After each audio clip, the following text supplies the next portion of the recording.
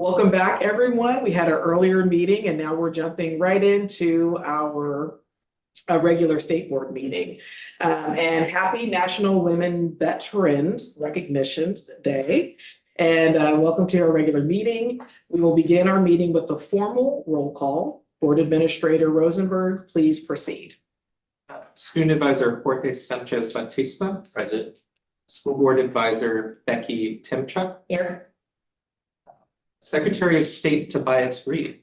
Here. Director Sarah Walker. Here. Director Libra Ford. Here. Director Julie Bettles. Here. Second Vice Chair Cynthia Richardson. Here. Vice Chair Shamiko Montgomery. Here. Chair Jennifer Scurlock. Here. And Dr. Charlene Williams, Director of the Oregon Department of Education. Here. Excellent. Thank you so much, Corey. We will now transition to board member reports. As a reminder, board member reports provide us an opportunity to share events, thoughts, and feelings with each other and with the public. Each member speaks on their own behalf and shares their own perspectives. We will start today with our student advisor, Jorge Sanchez Batista. I expect you to go first on here. But no, thank you, Chair, Vice Chair, members of the board, and Dr. Williams. I present to you my final student advisor report after 9 incredible State Board of Education meetings. It's time to reflect on the work that we have done, and honestly, I hoped I could have done more as a representative of the hundreds of thousands of students in our state. As you know, not everyone can say, for someone like my age, oh, I sit on the State Board of Education, it's no biggie. But I say this one final time because I will miss the moments we've had. And I'll always cherish, everything working alongside you all. As we work to better serve our students. Now the fight to improve our schools is far from over. We all know that, especially the next 3.5 years. But just know that we will be supporting you from a distance as we enter the next chapter in our lives with our completion of high school. In addition to giving my monthly reports to the board, that we're really focused on student focused issues, policy oriented, and just anything that we came up in the hour before our meeting, because that's sometimes how we work. Our reports. I was able to visit schools, meet with lawmakers, engage with students throughout the state, and I hope that for the next student advisors they get these same opportunities and so much more.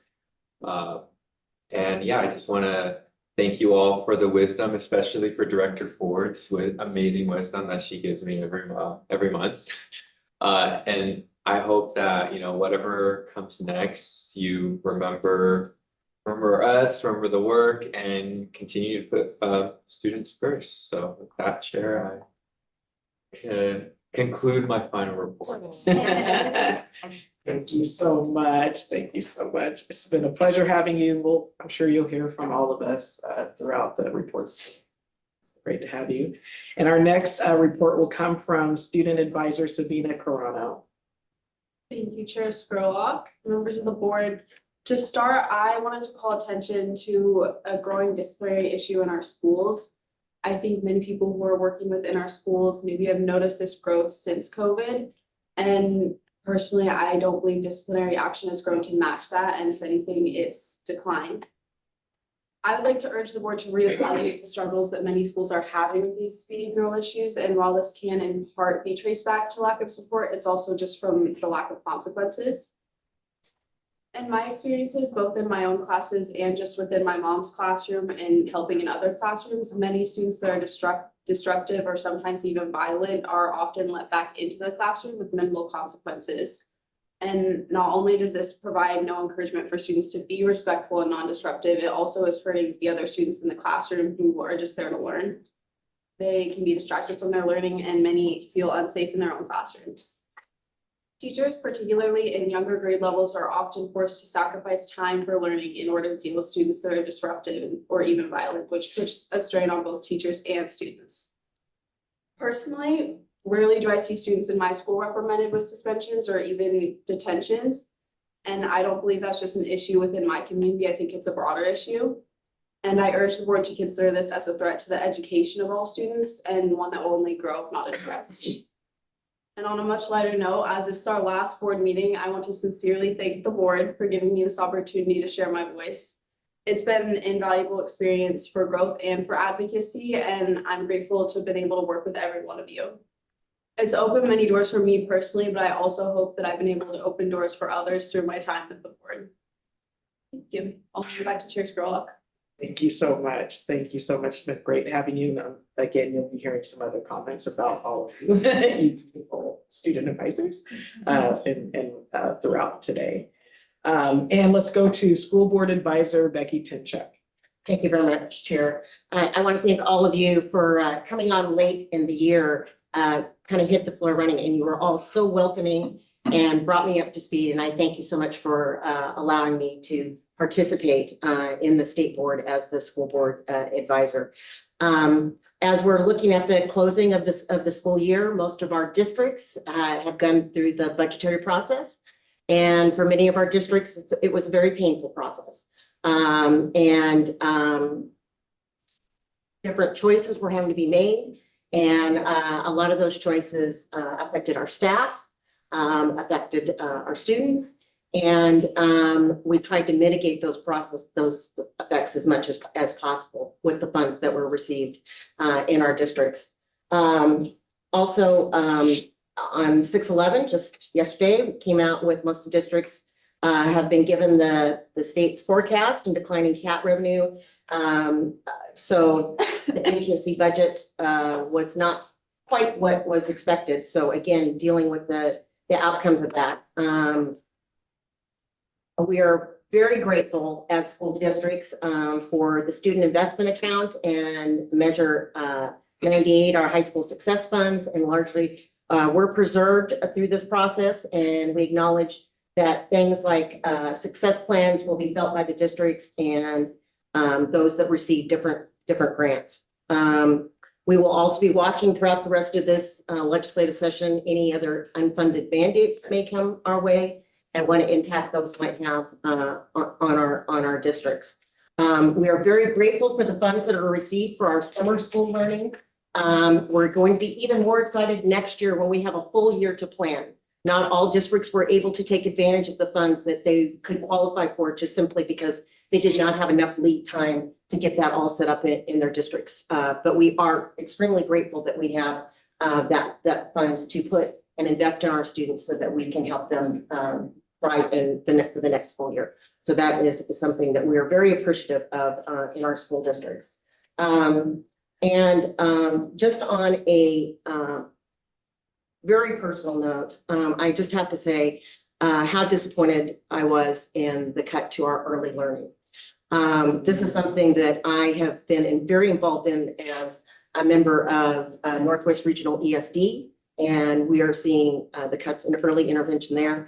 I am also on the Children's Institute statewide board, and this is downstream money. This is money that we invest in our most vulnerable young people that we can really make a difference at an early age, and that they can get a jump start to thrive in our schools. And again, I absolutely understand the difficult decisions our state legislators have to meet. All the different demands of all of our different budgets, whether it be transportation, mental health, housing, all the things that are facing our state.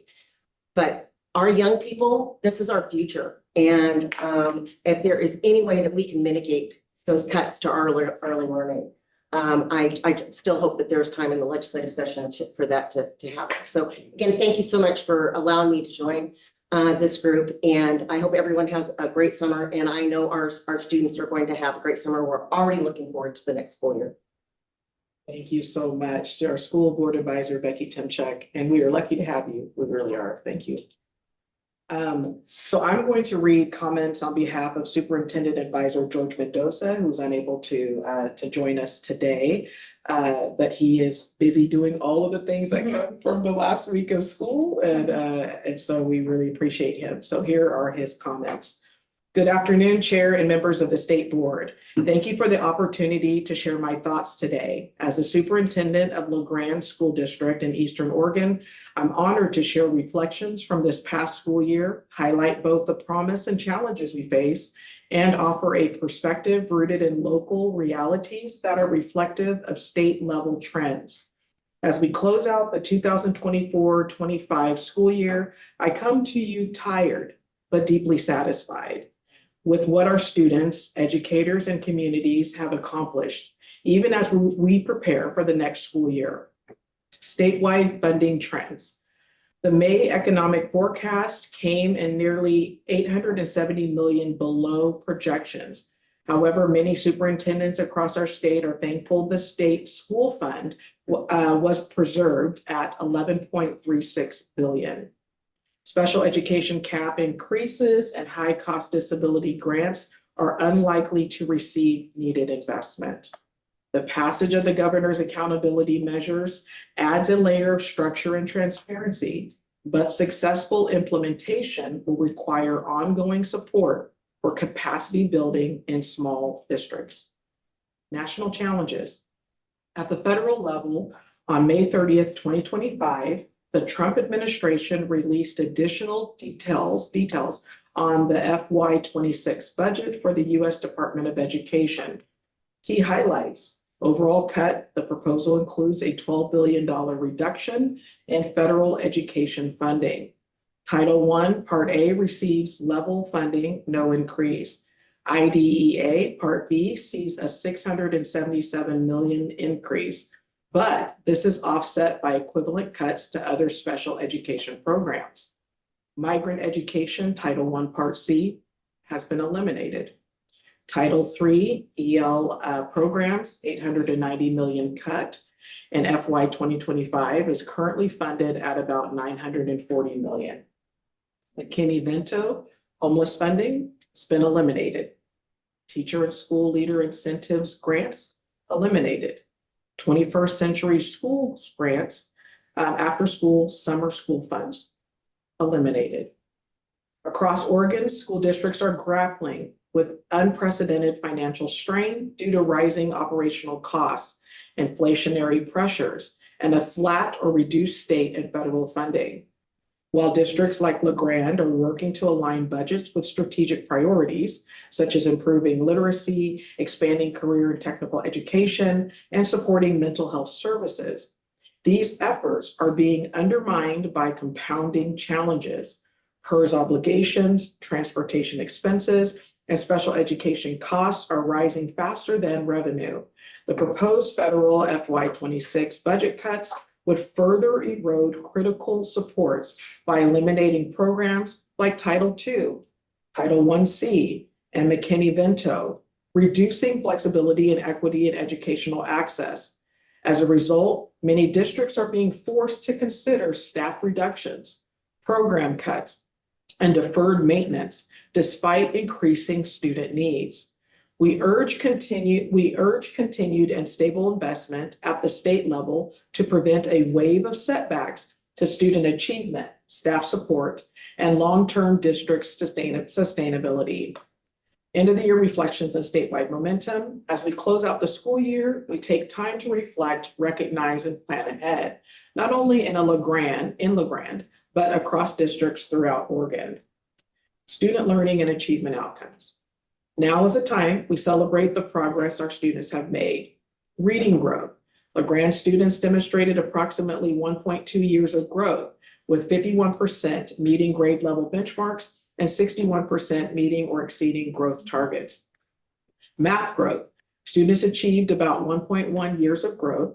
45% are at grade level, with 55% meeting growth expectations. Attendance. Regular attendance increased by 5% district-wide, the Greenwood Elementary improving by 12%, with Greenwood, elementary improving by 12%. For the first time since 2020, our regular attender rate rose above 70%. Graduation and completion. The class of 2025 reached a 93% graduation rate and a 98% completion rate. These achievements reflect the impact of tiered interventions, early credit recovery efforts, and the strength of relationships between students and staff. And they are not unique to LeGrand. Similar or better gains are being made by many other school districts across Oregon. Celebrations and preparations. Now is the time we celebrate our students and staff, including retirees and award winners. We recognize championships in clubs, athletics, and the arts that reflect a culture of excellence. Highlight facility improvements completed over the year, from playgrounds and HVAC to safety and accessibility upgrades. Prepare our productive summer of capital projects and repairs across our campuses. Finalize budgets, labor negotiations, and staffing transitions while updating district priorities and developing clear action plans for the year ahead. And closing thoughts. In LeGrand and across Oregon, our schools exemplify the resilience, grit, and opportunity that define every corner of our state. It has been an honor to help elevate the voices of rural students, educators, and communities, to advocate for equitable funding and access, especially when federal support and state resources are insufficient. This school year reminds us what's possible when we invest in people, relationships, and hope. Thank you for your time, your partnership, and your continued advocacy for Oregon students. So thank you so much, George Mendoza. We appreciate you so much. And our next person we have is our treasurer, excuse me, let me make sure I got this right. Oh, let's skip on down. Okay. Is Secretary of State Tobias Reed. Thank you so much for joining us today. Thank you. And let me just make sure you can hear me okay, because there's Yes. always a technology question. Thank you for that. You're not the only one, Madam Chair. Sometimes I still get called treasurer. I did have that role for 8 years, so I'm still making the transition as well. I appreciate the chance to talk with you a bit. One of the interesting aspects of both the treasurer's job and the Secretary of State's job is that we are non-voting members of the State Board of Education. And I want to offer a little bit of context on my role in the Secretary of State's office, because in Oregon, we don't have a separately elected state auditor. That is the responsibility of the Secretary of State's office as well. And in that context, I expect that some of you might have seen some press accounts of some conversations I've been having with the Department of Education in that role. That comes from the 2022 timeframe, when the Secretary of State's office in a prior administration issued a review of the department in light of state investments, recent particularly in that time, the Student Success Act and Measure 98. So I asked, as a newer Secretary of State, I asked the department for an update on their progress in responding to the recommendations that were part of that 2022 review. And I want to make sure you all know about that as well. I appreciate the responsiveness of the department and its leadership in those conversations that we've been having. It was clear that they are working to address the recommendations from that 2022 report. And it's also clear that they have placed a lot of importance on Governor Kotek's accountability agenda when it comes to education. I'm really supportive of that priority and that aspect of the governor's agenda here. That said, I also want to make sure that the department is working to put in place implementation plans for when that bill passes, so that we can hit the ground running and continue to advance that agenda. There is just no question in my mind about the urgency. We can't afford to waste time, because no student, no school ever gets a year back. And I'm hoping that the department is working full speed ahead to anticipate that bill's passage and plan for its needs. So really, this is just an update from me to assure you that I am really looking forward to continuing that conversation with the department in my various roles, both as a member of this board and as Secretary of State. And to repeat something I said just before we got officially started, in case anyone came in late, I'm here in the car because, as many of you know, I have with my wife have two kids in the K-12 system, and our daughter is playing in a basketball tournament in Spokane starting this evening. So when we finish up, I'm going to get back on the road. I'm pulled over here. Obviously, my seatbelt is not on, so I'm not moving. But I'm going to get back on the road and get there to watch and support her and her team. But also on the call is our Deputy Chief of Staff, Ricardo Lujan Valerio. We call him Rico. So he will be monitoring. He just turned his camera on so you can see him.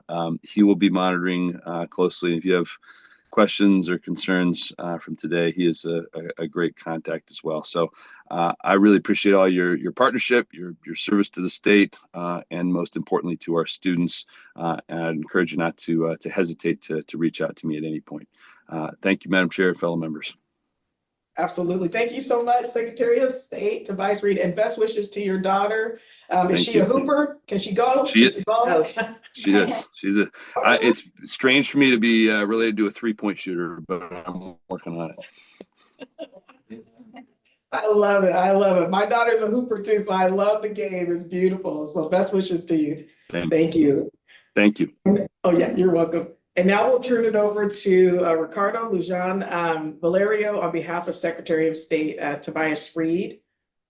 Thank you, Madam Chair. I don't have much to add, given that Secretary was able to join us today. But again, just very thankful to be in this group with you all, and looking forward to collaborations in the future.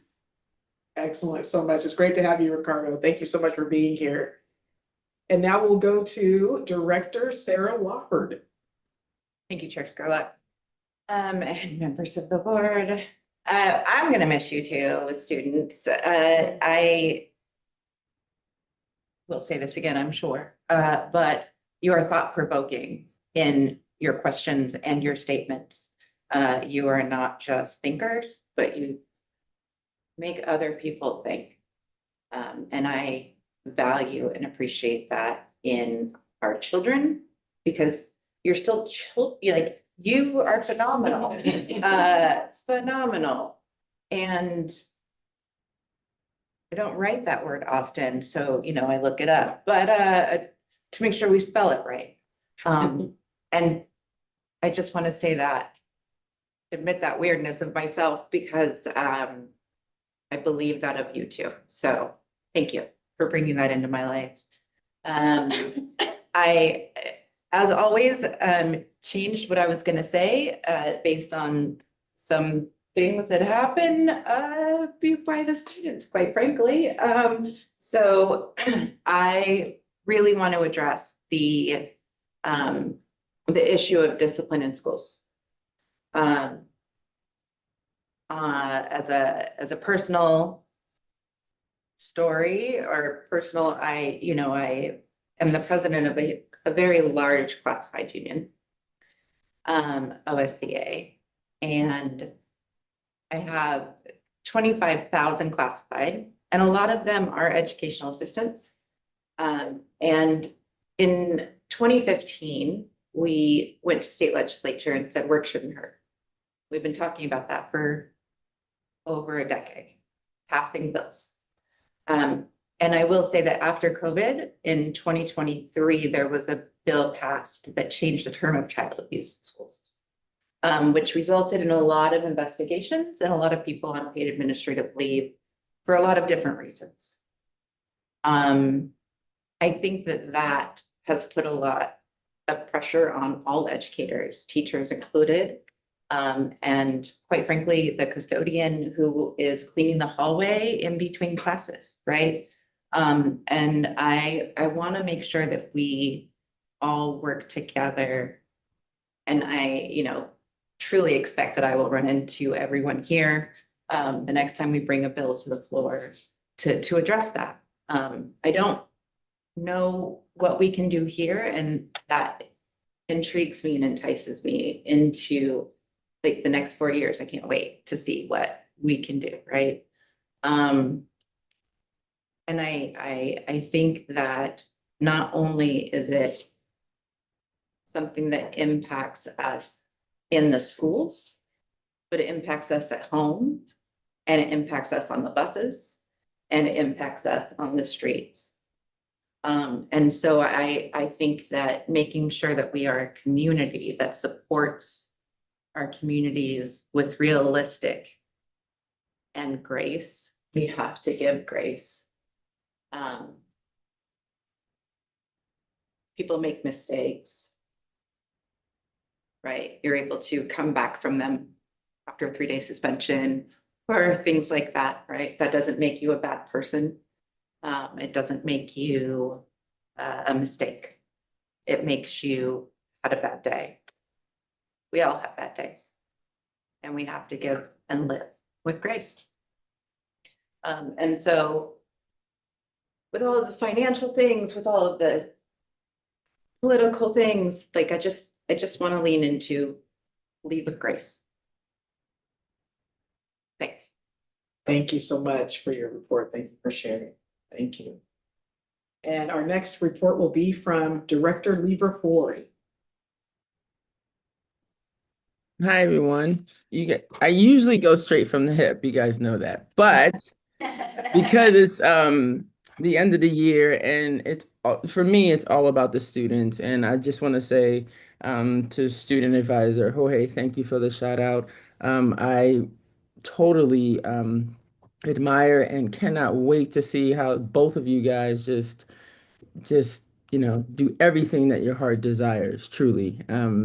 Excited to see how you guys just implement whatever you want in the world. But I wrote something, and it's in honor of the two of you guys, but mostly in honor of all students that are entering the next stage of their life as graduates of 2025. And so let me pull it up. And it's basically a letter of release because I think as students, there's a lot that you are thinking of. Mostly, it's a lot that you're leaving, and there's a lot that may be unknown. But choose to release the not so great and embrace the next. Choose to release the years of confusion, the chaos that has been wrapped in silence sometimes, the moments that may have been twisted with the love that you were trying to give and maybe you were obligated to take away. Choose to release the hope that you will one day show up with health and gentleness and gratefulness and wholeness because that's who you really are. I hope you see now that adults' wounds were never meant for you to carry, and that their rage was never love. It was just punishment for you not collapsing in front of them. You are a survivor, and you will always thrive. That's what you were born to do. Please release the role that others may assign you to be the fixer, the rescuer, the punching bag. Release the shame some adults may have tried to hand you piece by piece each time you stood in power or loved yourself enough to say no. Choose to release the version of you that believed other voices over your own. The one that swallowed tears in school and late nights while many looked at you confused. No one gets to name you. Name yourself. Things like resilient, loving, fierce, discerning, free. Do not wish anything but grace on yourself. I wish greatness for you. I wish everything your heart desires. I wish you to sing your soul song. That's what my daddy always told me. The world is waiting for you. We all need you. I can't wait to see what you will be, whatever that is, because that's exactly what we need. For that, I wish you all the best, not just in this moment, but every moment that comes in front of you. Happy, happy, happy class of 2025. I wish you all the best. Thank you so much, Director Ford. Beautiful. And our next director report comes from Director O'Neill, and I think she was there. Oh, there she is. All right, we see you. We see you. Good morning, everyone. Thank you. I don't have a formal report for today, but I just want to come on and say that it's our last day of school here, and it always brings up a lot of emotions. And just like with students, they're crying. We're also crying here. Tears of joy. To watch them grow and succeed in all areas, and to be a part of that is really inspirational, and that's why I'm here. I just want to wish everyone a wonderful summer, and definitely our student advisors, you are our future. And I was so inspired by you this school year with all of your amazing questions that you had and just participation.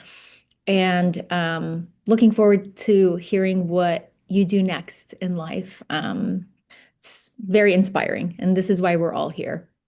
So anyway, thank you all for your hard work and for your effort and for being a part of this work, this important work. And I will see you all soon. Thank you so much, Director Mona Khalil. I know those tears are real. Hang in there, hang in there. All right, and our next report will come from Director Julie Bettles. Thank you very much. I'm so happy I was able to be in person this month. And I don't have a formal report. I just took some notes. I did not realize that this was your last board meeting. As we're transitioning into summer programming, I have tears of joy, some, and tears of envy, I guess. My programming never stops. It's year-round programming. And so losing some of those direct connections with the school districts is sometimes it's hard in the summer. But so I always make sure that I'm finding my points of contact. I'm like, okay, what are we gonna do this summer? So we're really ramping up our game. The funding for summer programming has been amazing. The school districts are like, what are we gonna do? We've got community-based organizations. We've got the colleges involved. We wanna bring robotics. We wanna do this. So there's a lot of summer programming. We've got the hype in Southern Oregon right now. Everybody's like, how are we going to be able to participate in all of these things? So that brings back the tears of joy, I suppose. I wanted to start with transitioning into the summer programming, but also identify some of the things that we did feel this year through the school year. And one of those is, it's not a bad thing. The transition that we've seen a lot of home schooling, more of an increase.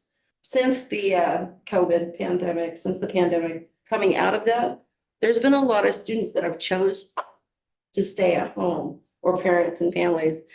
And through that, the support services are still requested. And there's a lot, we don't know how to adjust to that because we're like, well, we want to go back to full blown supporting our school districts. And now we're still having to leverage this.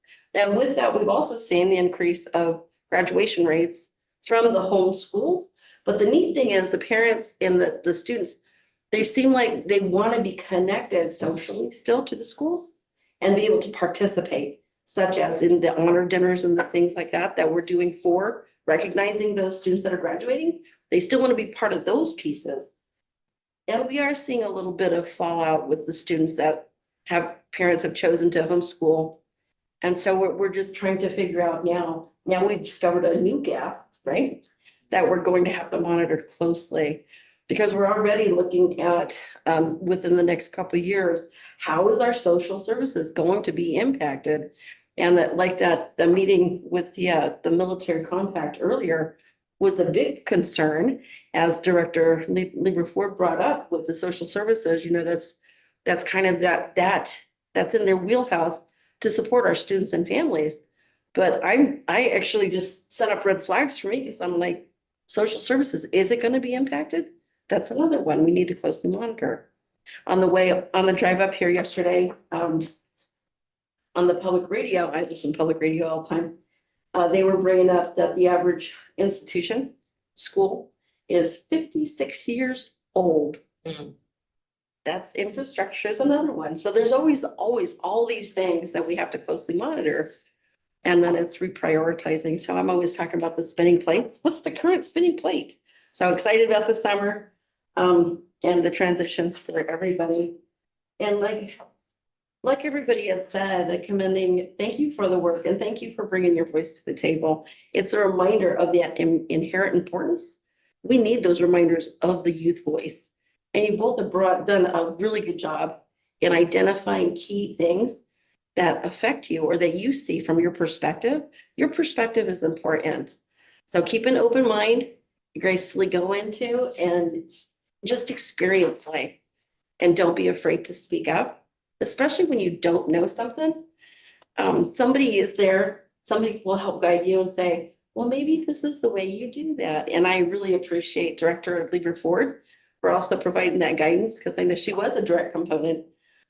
Batista, you mentioned her as a champion to you, and that's great. Continue to find those champions, and you're going to be able to learn a lot and carry that with you.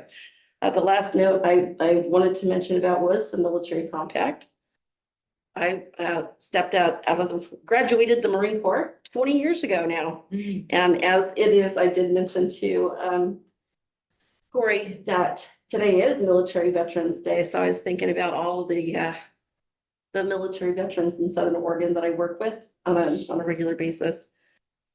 But it came to light, you know, I learned more about the military compact today than I ever had as I was transitioning out with a 10-year-old and a 5-year-old with a son that had epilepsy and coming back into Oregon because I was stationed, you know, I went to Japan and I went to New York, and New York had a really great system to support students with 506s, 504s, IEPs. When I get to Oregon, it's like, they didn't know what to do. They didn't know how to integrate or support. And so I did this. It's 20 years ago, and the district's moved on, and I've learned and they've learned. I threatened the school district. I said, you are setting my student or my son up for potential danger, because if you guys don't know how to help him in the classroom or with his education, you're going to set him up to get hurt really bad. So it was a liability. But now I'm glad to see that there are efforts being made. My concern again, though, is that social services piece.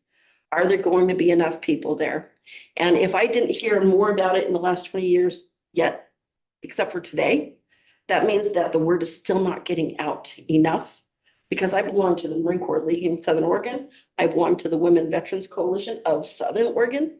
I've never heard of this. What does that tell you?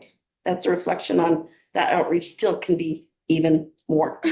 So again, thank you for your time. Chair Sherlock, Vice Chair, and Dr. Williams, thank you. Thank you so much. And it's great to see you, Director. Thank you. Battles in person. And thank you so much for your travel. I know you have quite a ways. Yes, I needed a break. This is a highlight work, so. So thank you so much. Thank you. And let's go to our second Vice Chair, Cynthia Richardson. Chairperson, this month is just full of joy. There is some disappointments that I'll talk about too, but it's full of joy. Watching all of our students graduate is just exciting. As a school board member, I get to work some of the graduations and shake their hands and see the smiles on their faces. It's just amazing. To our 2 student advisors, I can't say enough about you. It's already been spoken, but you are terrific. There are great things ahead for both of you. And Jorge, I can't say enough for you running for school board and coming as close as you did. But what I want you to know is that when a door closes, there's a big and better opportunity and door awaiting you to come through it, okay? So don't be disappointed. Count it all joy, knowing that there's something else in store for you. And Sabrina, same for you. There's something big in store for you. Never give up. We go through our trials so that we will have testimonies, and it's okay. It's okay. If you don't struggle, you don't have that energy and that perseverance to be able to continue on to achieve your goals.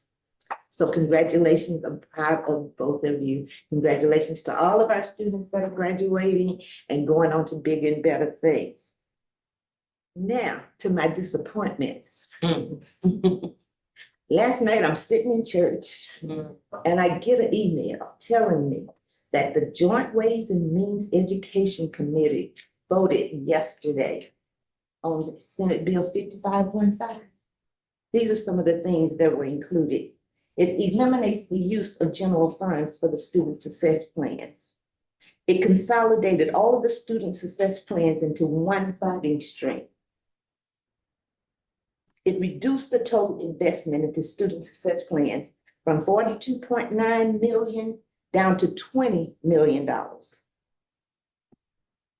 It cut funding for our Grow Your Own programs, which has proven to be very successful, especially when we have the vacancies we have in educators. It reduced high school student success funds by 22.8 million. I focused on secondary because I'm secondary, but I also know that our early childhood learning department also was cut significantly. How can we focus on literacy when we are taking money from the very places that we need? We said we have already made it clear that by third grade, if our students are not reading, they're more likely not to graduate. So we need to focus on that early literacy in order to assure that our students are getting what they need to be able to be successful. The $20 million reduction to our student success grant programs reflects a step away from our traditionally marginalized students at the exact moment we should be stepping forward. I've seen what our community-based organizations have been able to do with those student success plans funding. Our graduation rates for our most marginalized students have increased as a result of having people who have similar lived experiences who can relate to our students and help them to understand the importance of graduating, being successful, and being right there beside them to help them.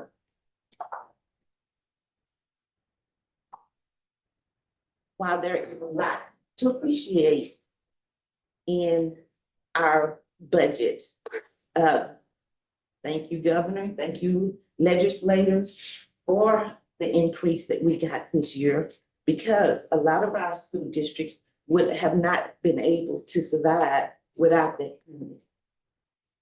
But the cuts that were recommended yesterday, those are to our most marginalized student groups, students who need that funding and that assistance more than any other. Our BIPOC students deserve better. We need our legislators to be more transparent and to work with us.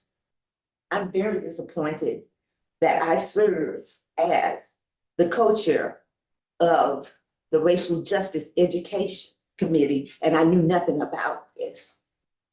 That's sad. That's truly sad. We come along to partner with you to help you understand where those needs are, and we're not even included in the decisions that are being made. We've got to do better, Oregon. And if it's not too late, I think we need to make sure that our legislators know what these reductions really mean and how it's going to set us back and not take us forward. Last but not least, Juneteenth will be celebrated this month across the nation.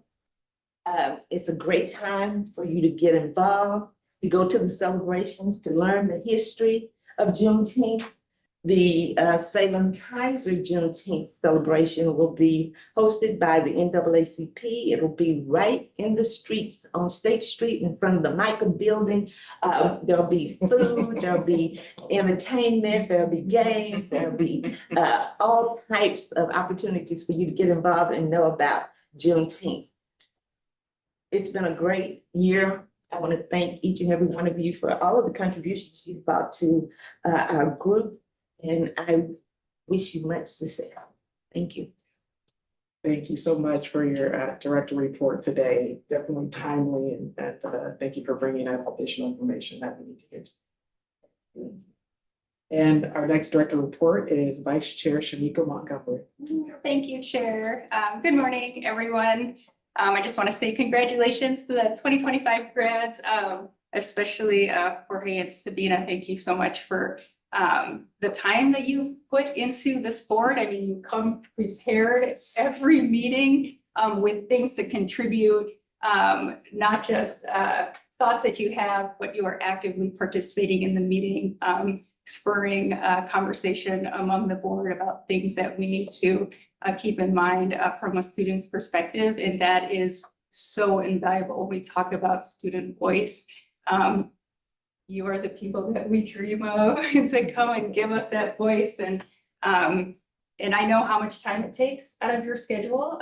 You two are both very busy in your lives. And so to commit this much time to this board and to the state and to our schools has been really amazing. So thank you. Thank you both. And Sabina, I think you're going to be at University of Oregon next year. That's awesome. I've accepted my spot at University of Oregon too, so we can both. Yes, I will be starting there in the fall in the PhD program there. So come on down to the archaeology. We can have some fun. But yes, I'll be graduating from my master's program at OSU. I defend today, so I'm going to leave a little bit early from this meeting and head on down to finish my very last requirement of this program. And then I will be seeing you over at University of Oregon. And you too. There's so many ducks here. I'm so excited. I'll see you at the football game. Yeah. Oh my gosh. Yes, this is such a fun, yeah, graduation is so fun, and it's these new beginnings is, oh my God, you're my size. Oh, okay. Yeah, there was It's okay. It's been mixed.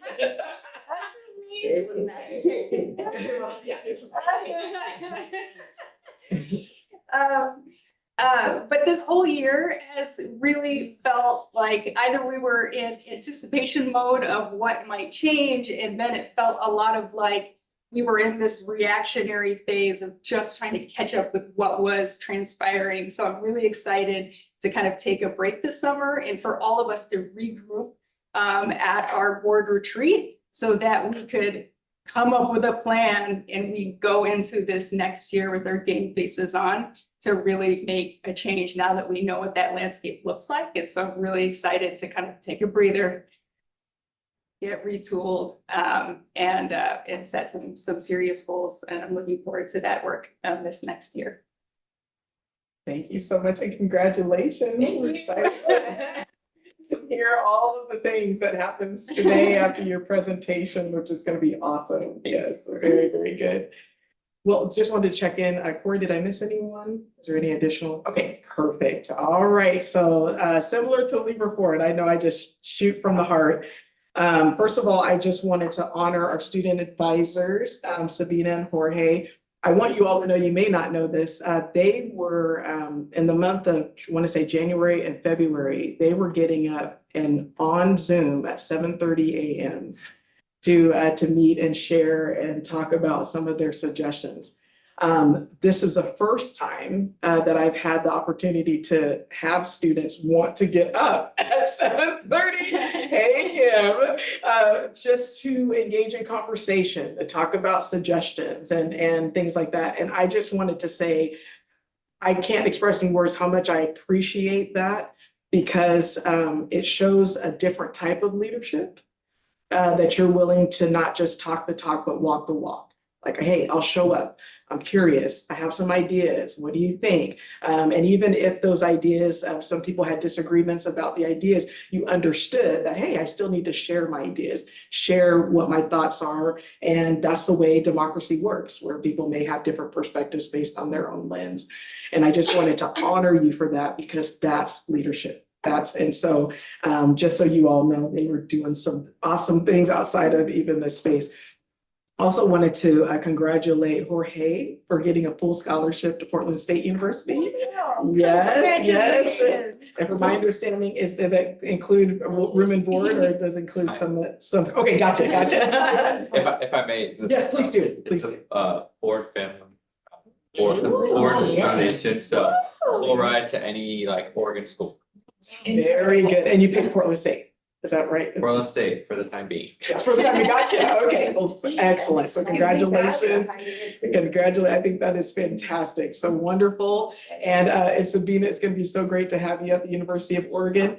Please correct me if I'm wrong. Are you going into the which program? Were you going into the advanced program, or was something like that you had applied for? Their honors college? Yes. So you did get accepted into? Yeah, I did. Yes. So very good. So I want to congratulate you on that as well. But both of you have been such a delight to have, and I know that the best is yet to come. But thank you for just even participating in the school visits that you were able to attend, just early morning meetings, and then just working together. I loved how you were sharing information, and you had a teamwork strategy, which I think is just beautiful. And again, that's part of leadership. That's part of that higher level leadership. And so you're already practicing those things. So I just wanted to elevate that in this space and say thank you. And these cupcakes are for y'all. I intentionally did not buy green and yellow cupcakes because I didn't want to show any type of bias. So I did not do that. That's why I strategically picked the white ones. Yeah. Yes. Also, I wanted to say congratulations to our class of 2025, high school, college graduates, as well as kindergarten and the 8th grade promotion process. I know that's such an important process. And I'm so grateful to educators from across the state who have impacted the lives of my children. And on Saturday, I get to watch my baby girl graduate from Southern Oregon University, major in communications, minor in racial and ethnic studies, and a certificate in conflict management. And so shout out to you, KK, Michaela Jasmine. And it's an honor to be your mommy. And I also wanted to lift up some of the concerns that came up around budget cuts. Thank you so much for bringing up some of the specifics that came up recently. And I want to encourage our state and to pay attention and engage in courageous conversations with marginalized groups. If that is not a priority, then we are making a huge mistake. And so please, as people are serving in these various positions to uplift our marginalized communities, go out of your way, please, those in authority, those who have positions of power, to reach out, engage in courageous conversations so that all voices are uplifted when financial decisions are made across the state. I also wanted to uplift the comments that were made by Sabina around the importance of safety, school safety, and the trauma that happens with some students in response to school safety issues. And so thank you for highlighting that, because sometimes people minimize the long-term impact of what that can feel like in a school. And we know Maslow's hierarchy of needs, safety is right above food and shelter. The need for safety, and it does impact the mind, body, and spirit. And it also can be a deterrent for educators staying in the field. So thank you for bringing that up. And I also wanted to thank Director Wofford for bringing up the importance of grace and compassion, because we know that that's such an essential part of our lives, not only in our adolescent years, but in our adult years, that we have to continue to be bridge builders when it's hard. And it's challenging, and we don't want to extend the hand, but we know that it's necessary as far as building humanity and building up people who are broken. And so I just really appreciate the comments that were made by both of you. I also wanted to highlight something that Second Vice Chair Richardson had talked about.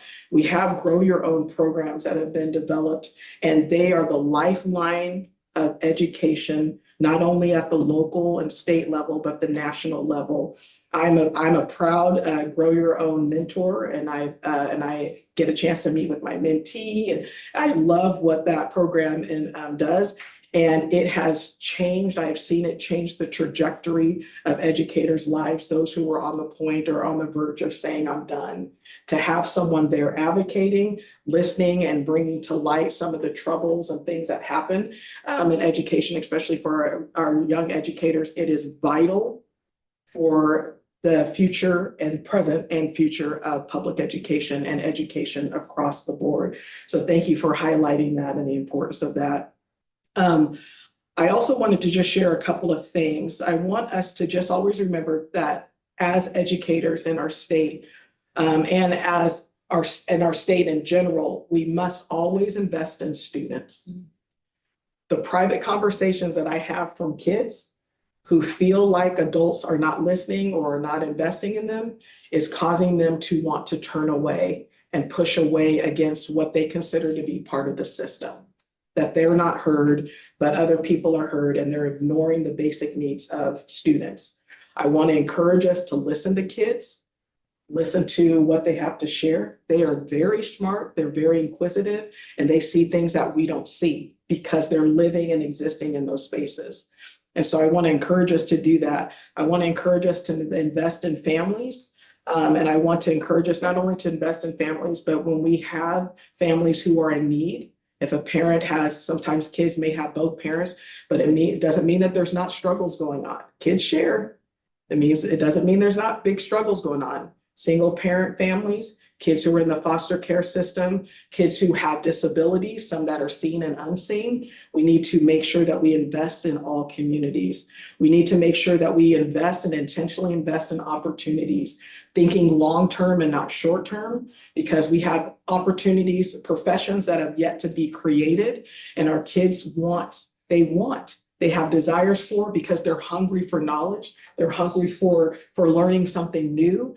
And we need to make sure that we support that and be unapologetic about that.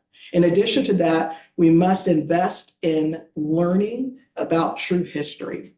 That is an investment for our students to know the truth, to be curious about what's happening in the history, past, present, and future of their communities, of our states, of our nations, of places around the world, different ethnic and racial groups, different religions, different perspectives on gender and gender equality. That type of curiosity should not be snuffed out. That type of curiosity should be encouraged, because our kiddos need to learn. They want to stand on truth, and there has been a pushback because they have felt that adults are not always standing on truth, and that has come up in some of the things that we've seen in the last 2 to 3 months. And if anything, we should encourage them to challenge and to dig deep when it comes to complex ideas, and to not be ashamed to be critical thinkers, especially in our current times. I wanted to celebrate a few things. It takes a village to raise a child, as we all know. And I wanted to highlight one of my babies, one of my students that I have now. In September, one of my students would come into class, and my student dealt with severe anxiety. And my student would often put their head down and try to grapple with these real waves of anxiety that they felt, and to see the same student receive the Metamorphosis Award, and to be able to speak at their awards ceremony with my co-teacher, Mindy Rimby, and to be able to highlight the same kid who was struggling to keep their head up at the beginning of the school year, and to see, and his mom came and hugged me, and it was a different kind of hug. It was the hug that I knew and she knew. Thank you for taking care of my baby. To be able to speak with integrity at an event like that, and to see the same kid earn high school and college credit in the Empower Ed program was such a joy. It was such an honor. And I want to thank all of you for being a part of investing in somebody's kid, somebody's child. Even for the student advisors, you've been investing in other people's children and your friends and colleagues and what have you. I want to thank you for being advocates for public education. I want to thank you for love and centering love as the center of education and why we do what we do. And I want to thank you for speaking up for those who are silenced. And that's every single one of you. You have done that with integrity. You have done that at the local, state, and national level, and you will continue to do that because that's part of who you are. So without further ado, thank you for your service on this board. Thank you for loving communities. Thank you for uplifting truth and integrity. Thank you for standing in the gap for kids and families. And with that, I'm done with my report. So much love to all of you. And we will take a break. So I do apologize for that. My screen disappeared. So let me just make sure that I have the right time. So let's go ahead and return. If it's okay, it's 10:14. Let's go ahead and take about a 6-minute break. So let's go ahead and return at about 10:20. Is that okay? 10:20, 10:21. All right. Thank you so much.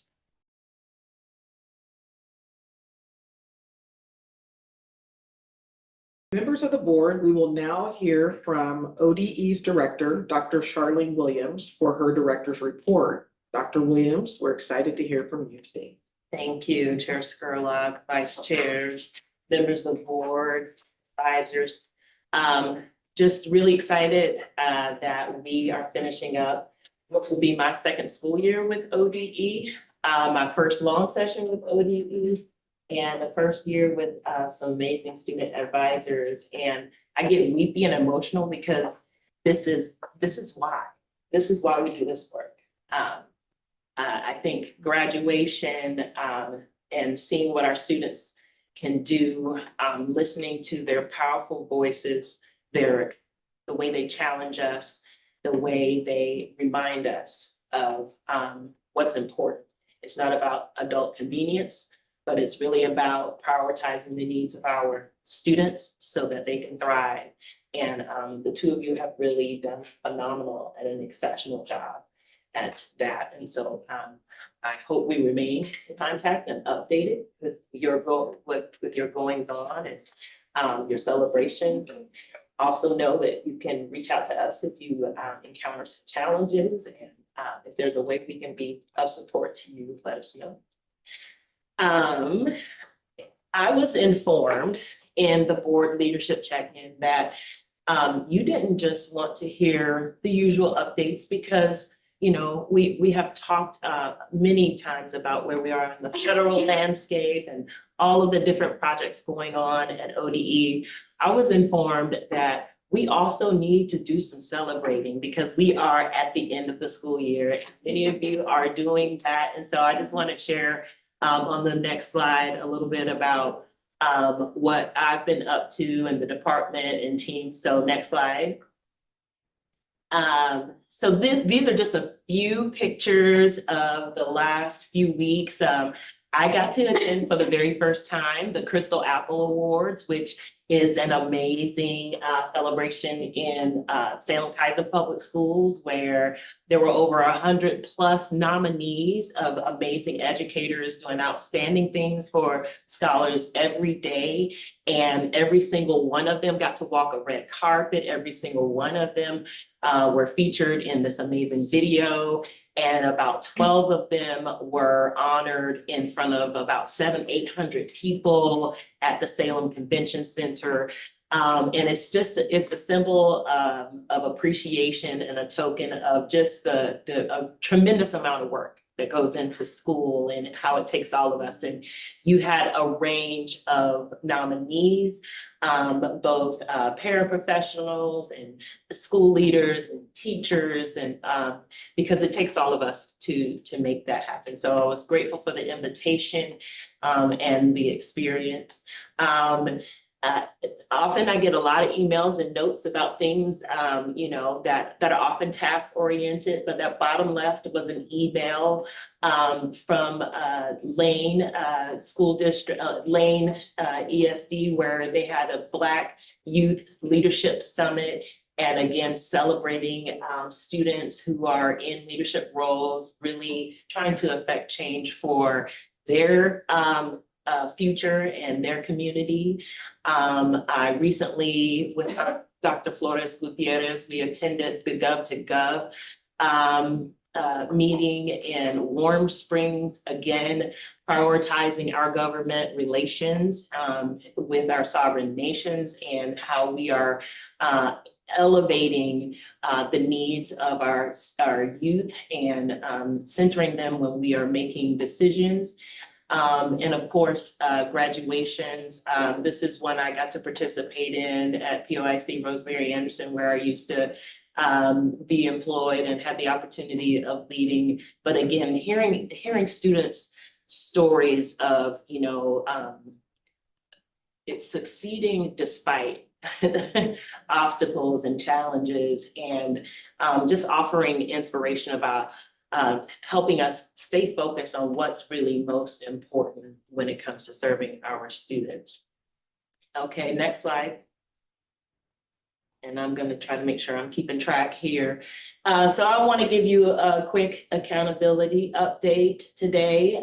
We heard Secretary Reed talk about the systemic risk report. It was one of the first reports that I was introduced to when I took on this position, and we immediately began some of the work, which included launching House Bill 2656 Accountability Advisory Committee that came up with some of the recommendations that are informing the work that's underway, as well as the work now with Senate Bill 141, House Bill 2009, because we know that it takes all of us. It takes shared accountability if we're really going to improve outcomes for students. And so I'm going to talk a little bit about the work underway at ODE, a little bit about engagement and rule making, what's next, and just a reminder about how we are staying grounded in this moment.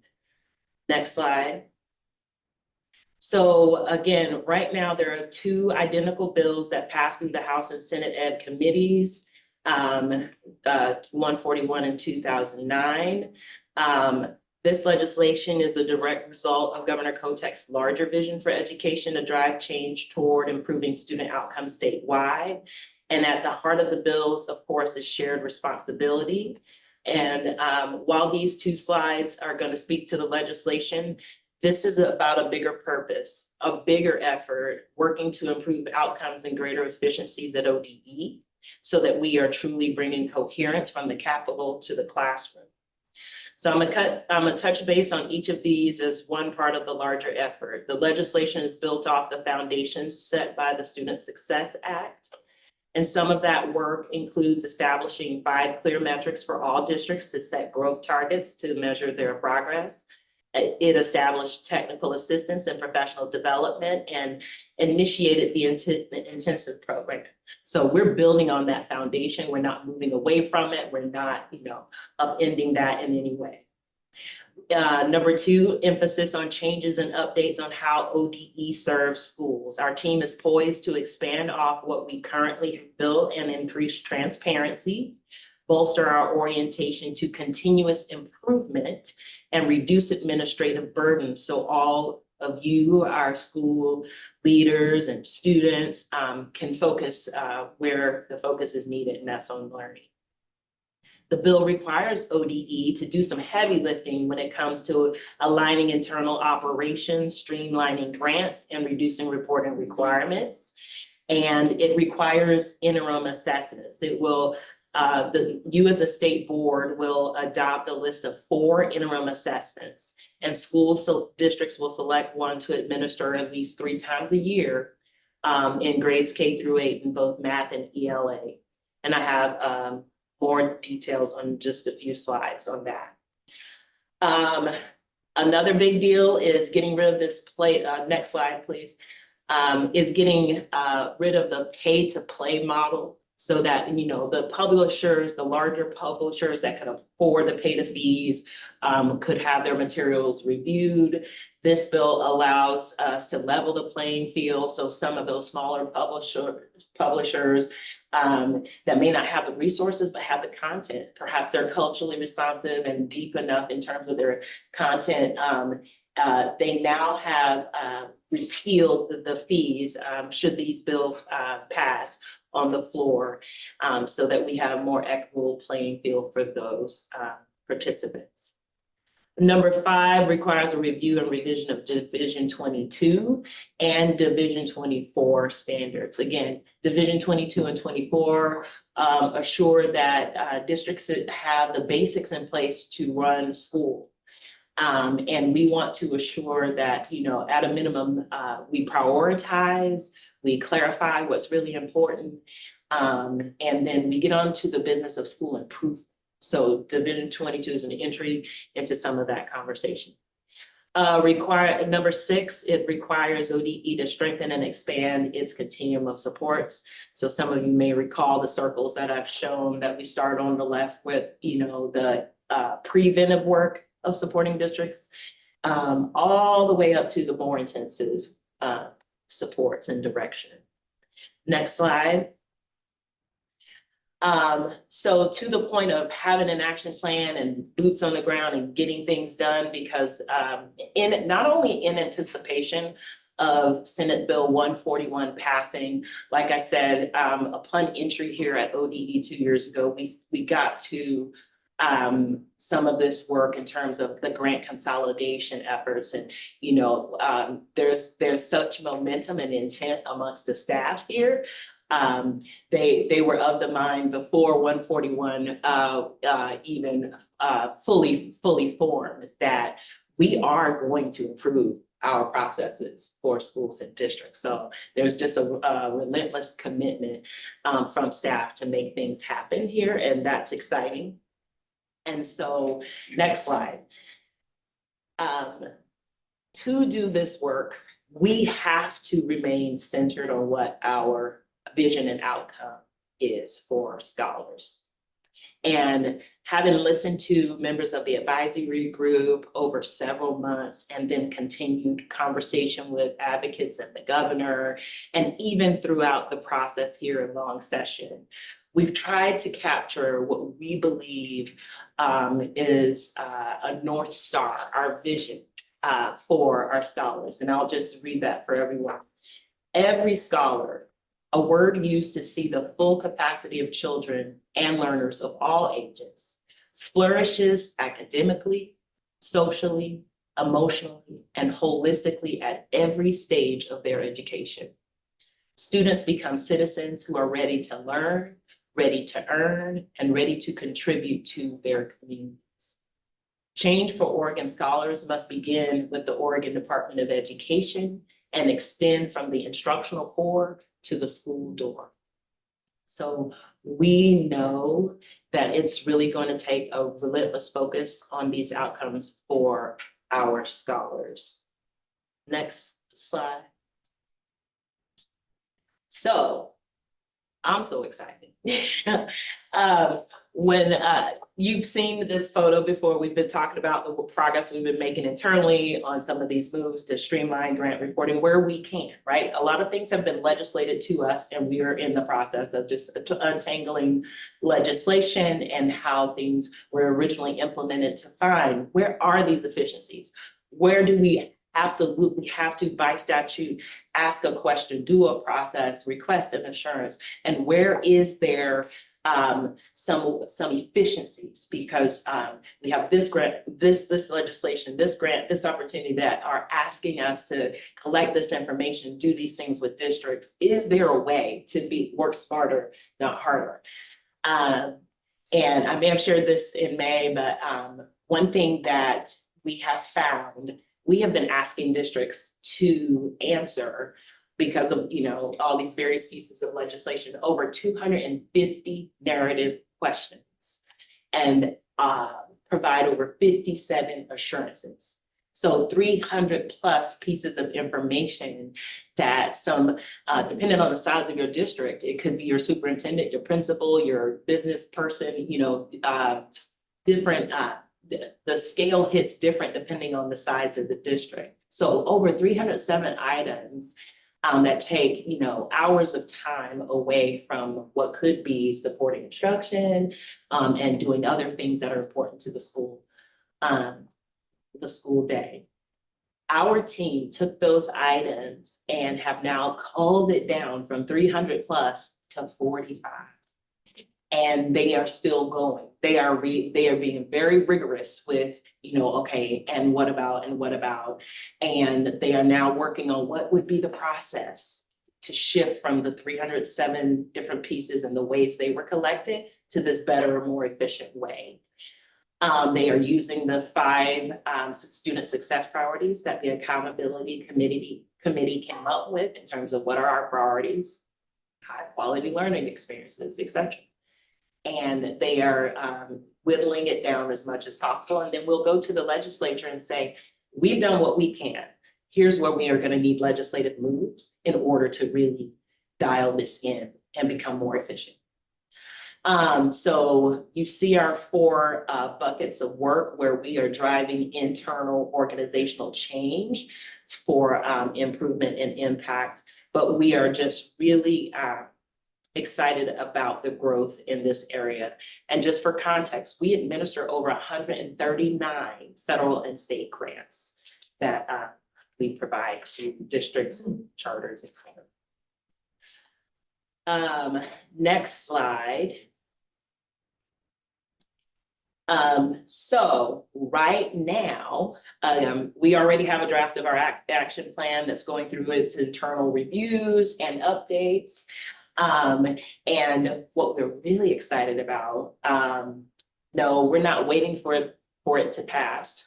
We actually are calling districts right now, and we are bringing in a number of districts into a pilot for the new program and the new way of doing business, so that we can pressure test some of these ideas, get their feedback real time as we're designing this. The pilot districts will actually implement after having co-constructed with us. Nothing about us without us, right? After having co-constructed with us this new process, and then we'll be able to roll it out fully statewide, so that we are able to address some of these needs. And because it's difficult to just say, hey, we're going to change your whole reporting structure without some thoughtful planning and feedback, and because this is huge. This is a massive undertaking for both the department and for districts changing the way that they've been doing things. Next slide. So the next few slides are really about, a little bit about our engagement and rulemaking. So from July to December, ODE engagement and rulemaking process for interim assessments. This Senate Bill 141 is huge. Like there's several line items that we'll be implementing, and we've already mapped out the timeline and the semesters in which different things need to happen. But the first bit is going to be around interim assessments, ODE engagement rulemaking for local metrics during the school year, statewide targets, comparison district targets, and defining a process to review meeting or not meeting the targets. Okay, those are big ideas that are going to require some serious and thoughtful engagement, and we're prepared for that. Next slide. So what's next? We are optimistically anticipating Senate Bill 141 passing and being signed this month. As I've indicated already, we have our implementation efforts underway, again, doing what we can and are able to do without legislation. And then we'll have hopefully the support and the resources with the current legislation to scale this up and go full out with the implementation. So that's the update for accountability. Transition to the next slide, please.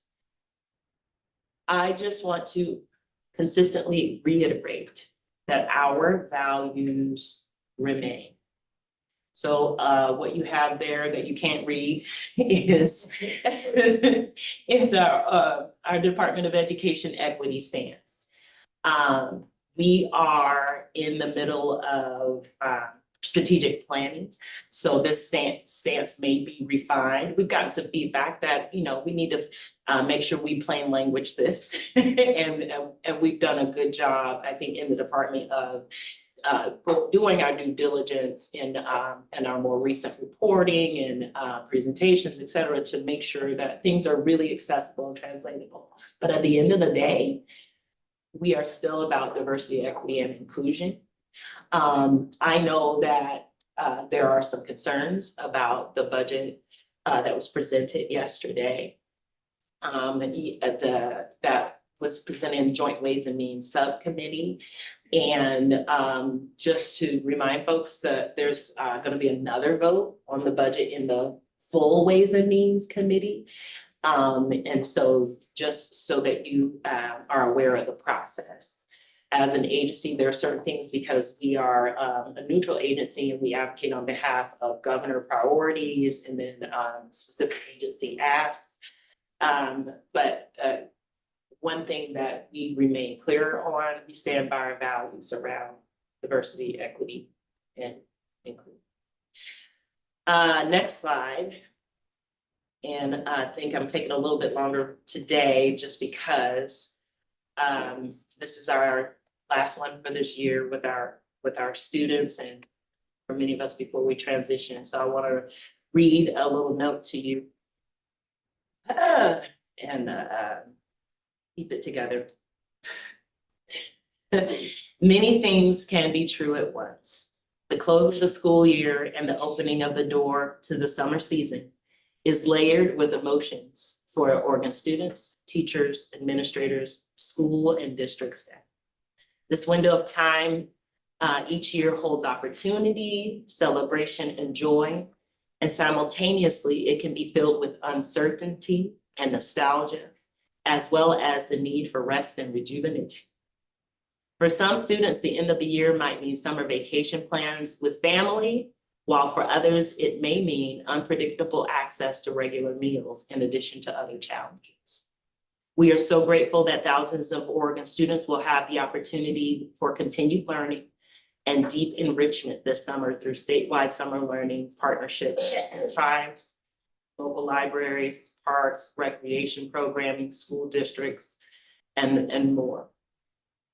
For recent high school graduates, the mixture of looking back and looking ahead can feel both daunting and exhilarating as you balance your former reality and the one on the horizon. We are so excited to wish you well and offer our congratulations for all that you have accomplished and all the ways in which you will continue to inspire us.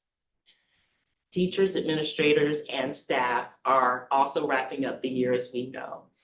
And I hope this means that we will all take some time to breathe.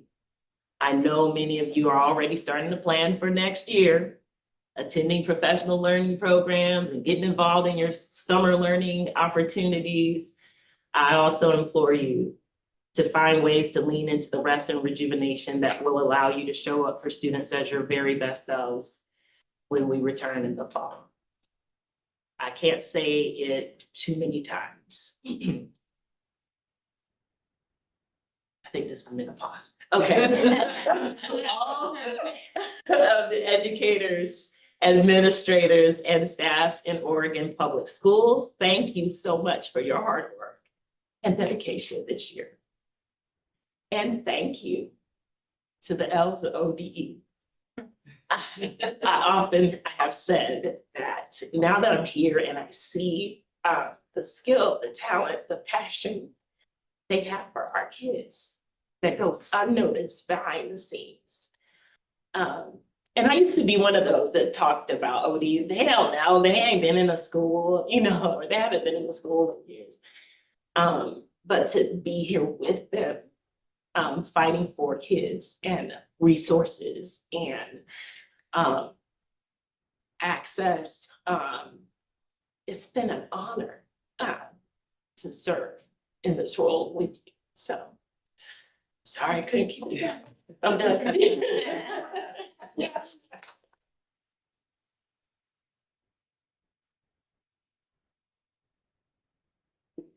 I just want to make sure. I'm really good. Crack a joke or something. Yes, well, thank you so much, Dr. Williams, for your report today, and also for uplifting the ODE staff, you know, as well as communities and families. But I love the word elves. I think that is a great description of that. So thank you so much. Are there any questions or comments for Dr. Williams at this time? Okay. Well, so we'll go over to our second vice chair, Richardson, and then we'll go to student advisor, Batista. Here. Dr. Williams, I just want to thank you for your leadership, your transparency, your love and care.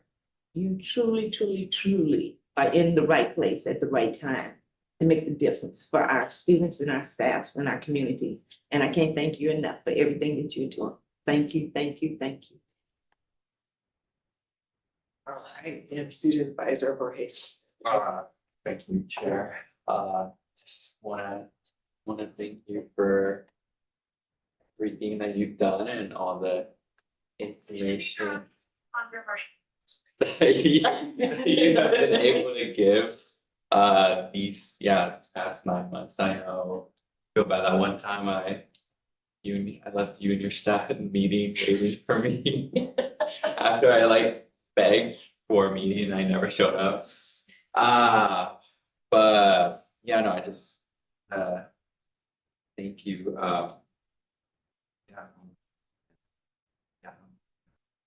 There's a comment.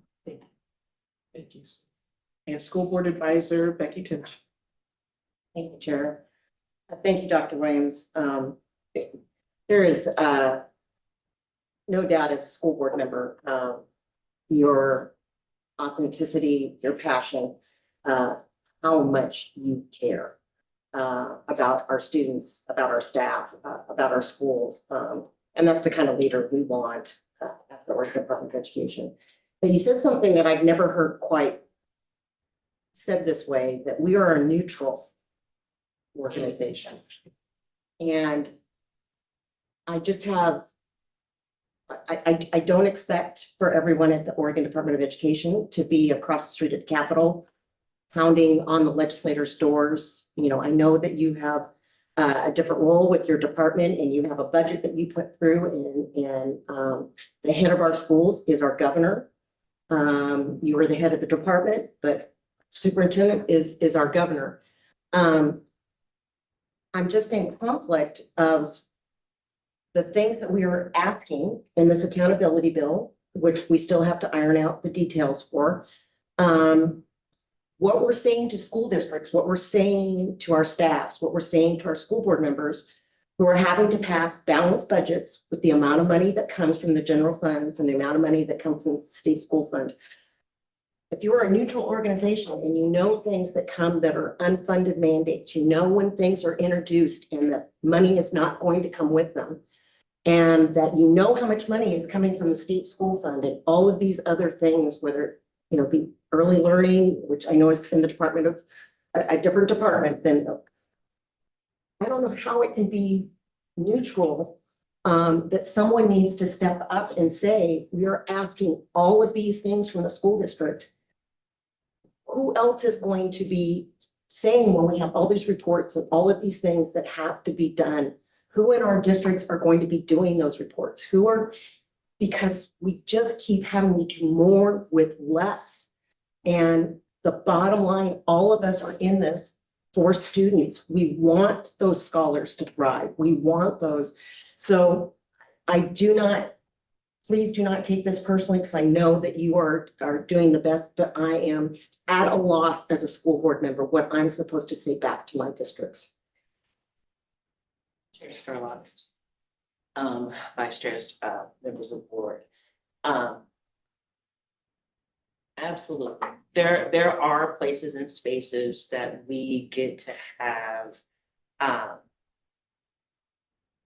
Let me back up and even clarify the term neutral. There are places and spaces we are required to be neutral.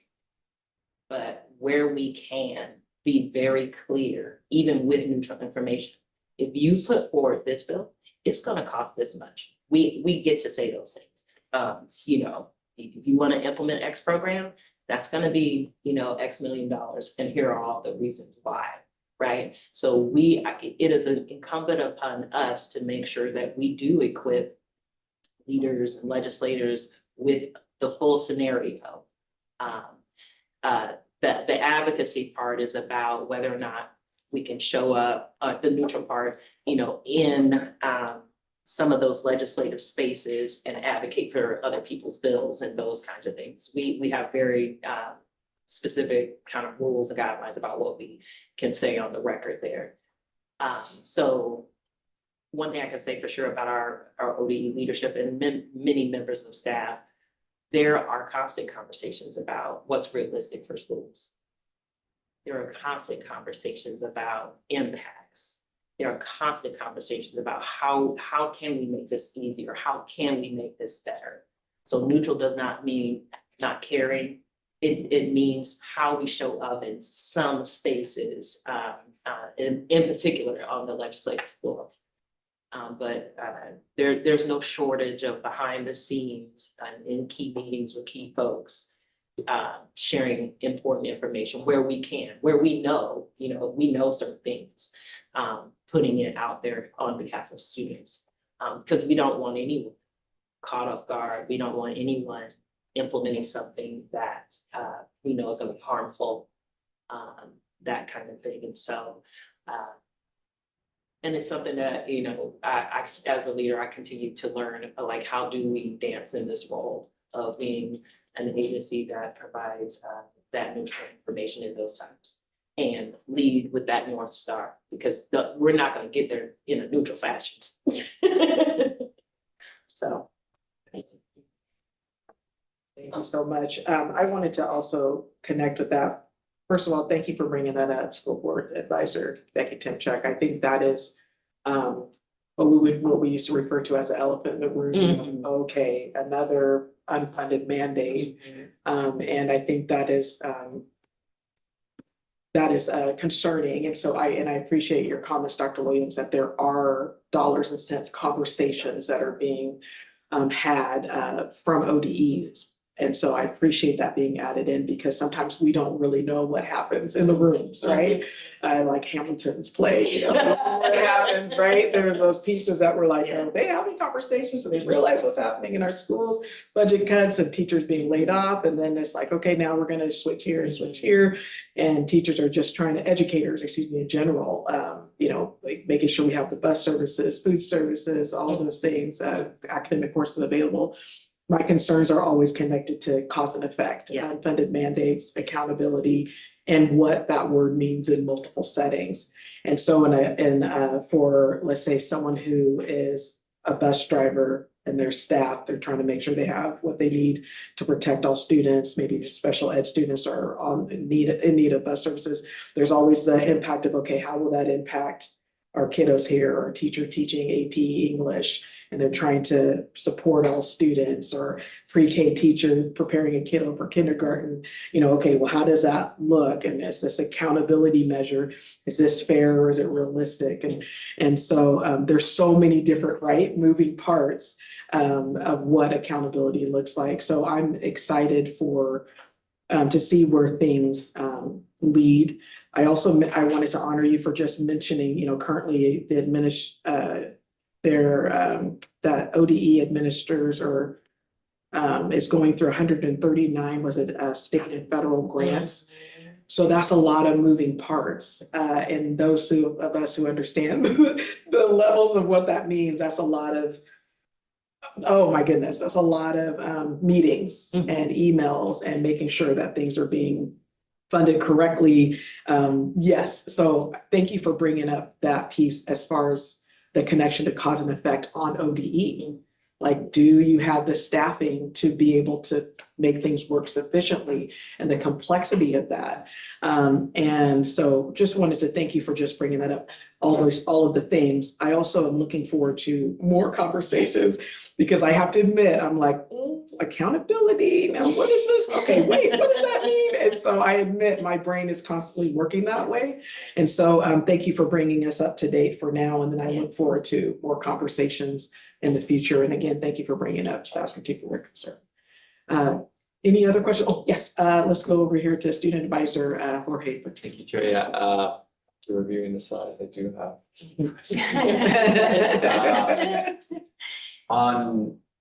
On your on your fifth point on slide 6, or your fifth point on slide 6.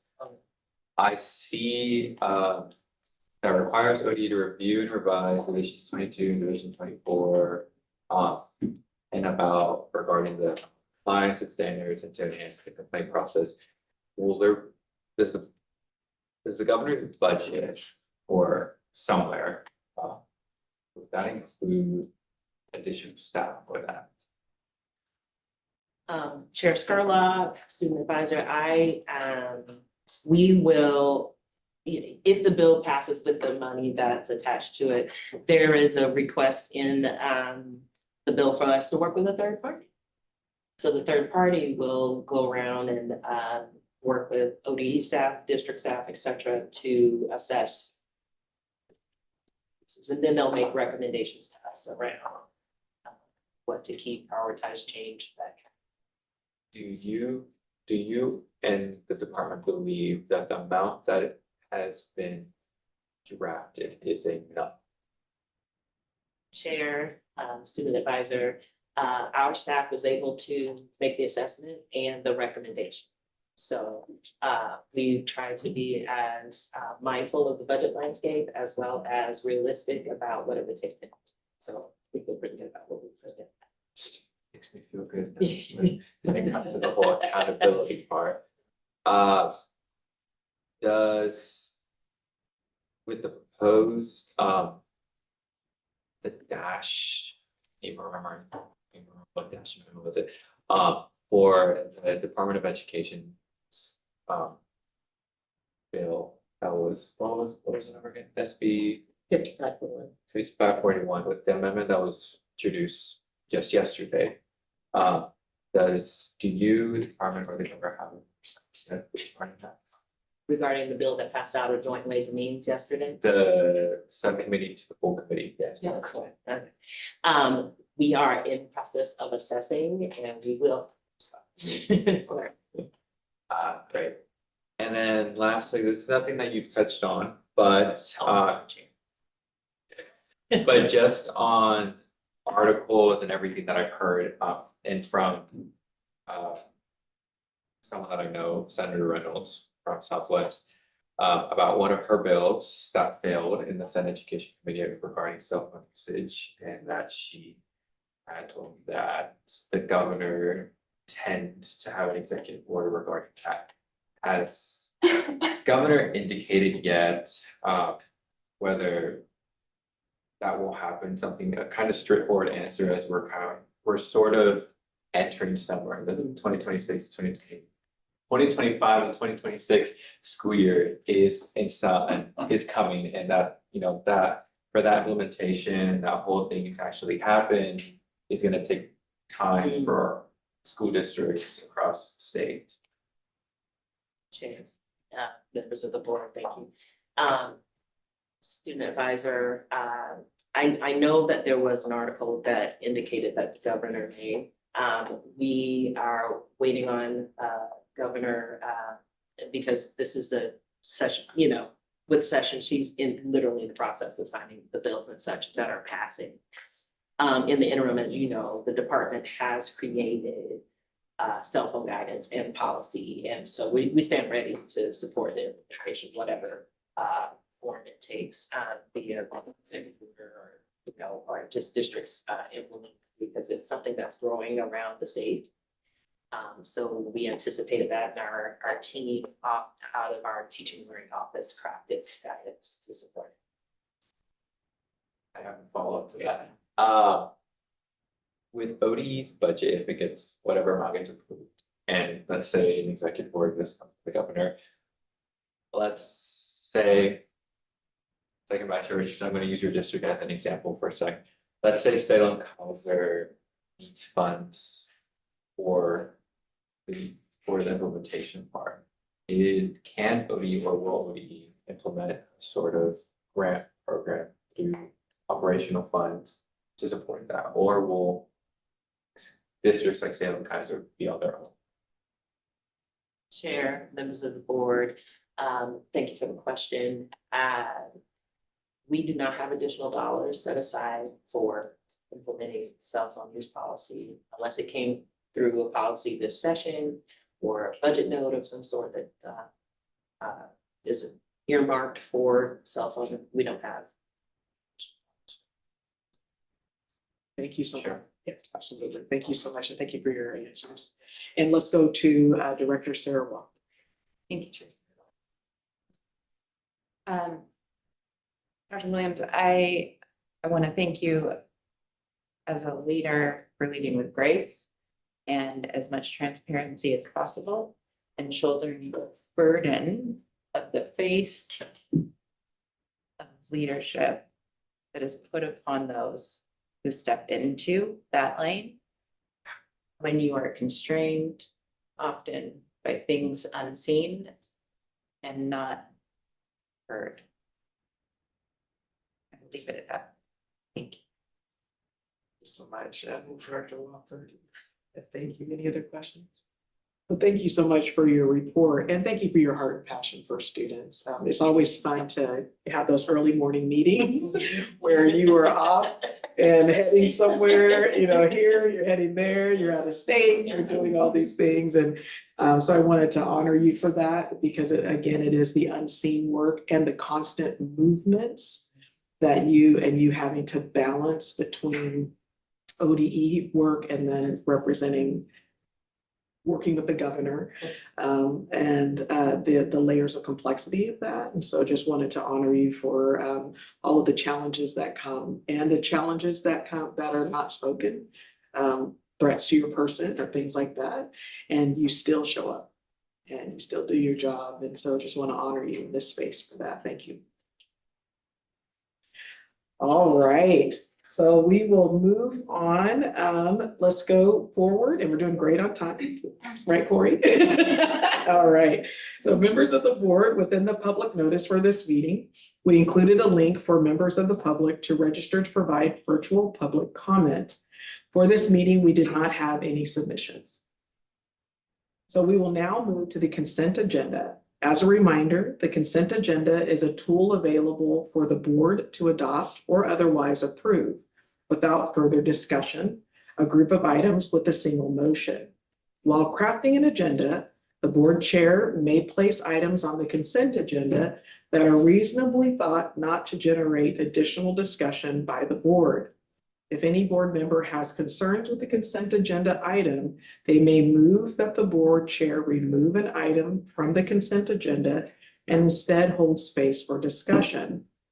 Before I ask for a motion to approve the consent agenda, I want to check in with you all.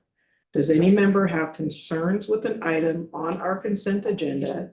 And if so, would you like to make a motion to remove that item so that we can hear those concerns?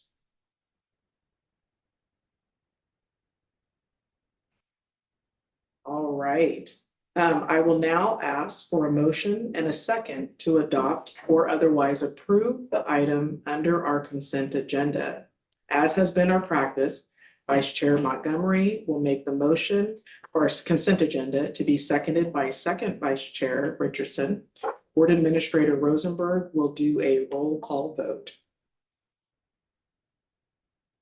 I move to approve the consent agenda. I second it. We have a motion from Vice Chair Montgomery and a second from second Vice Chair Richardson to approve the items on the consent agenda.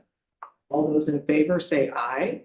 All those opposed, it's okay. All those opposed say no.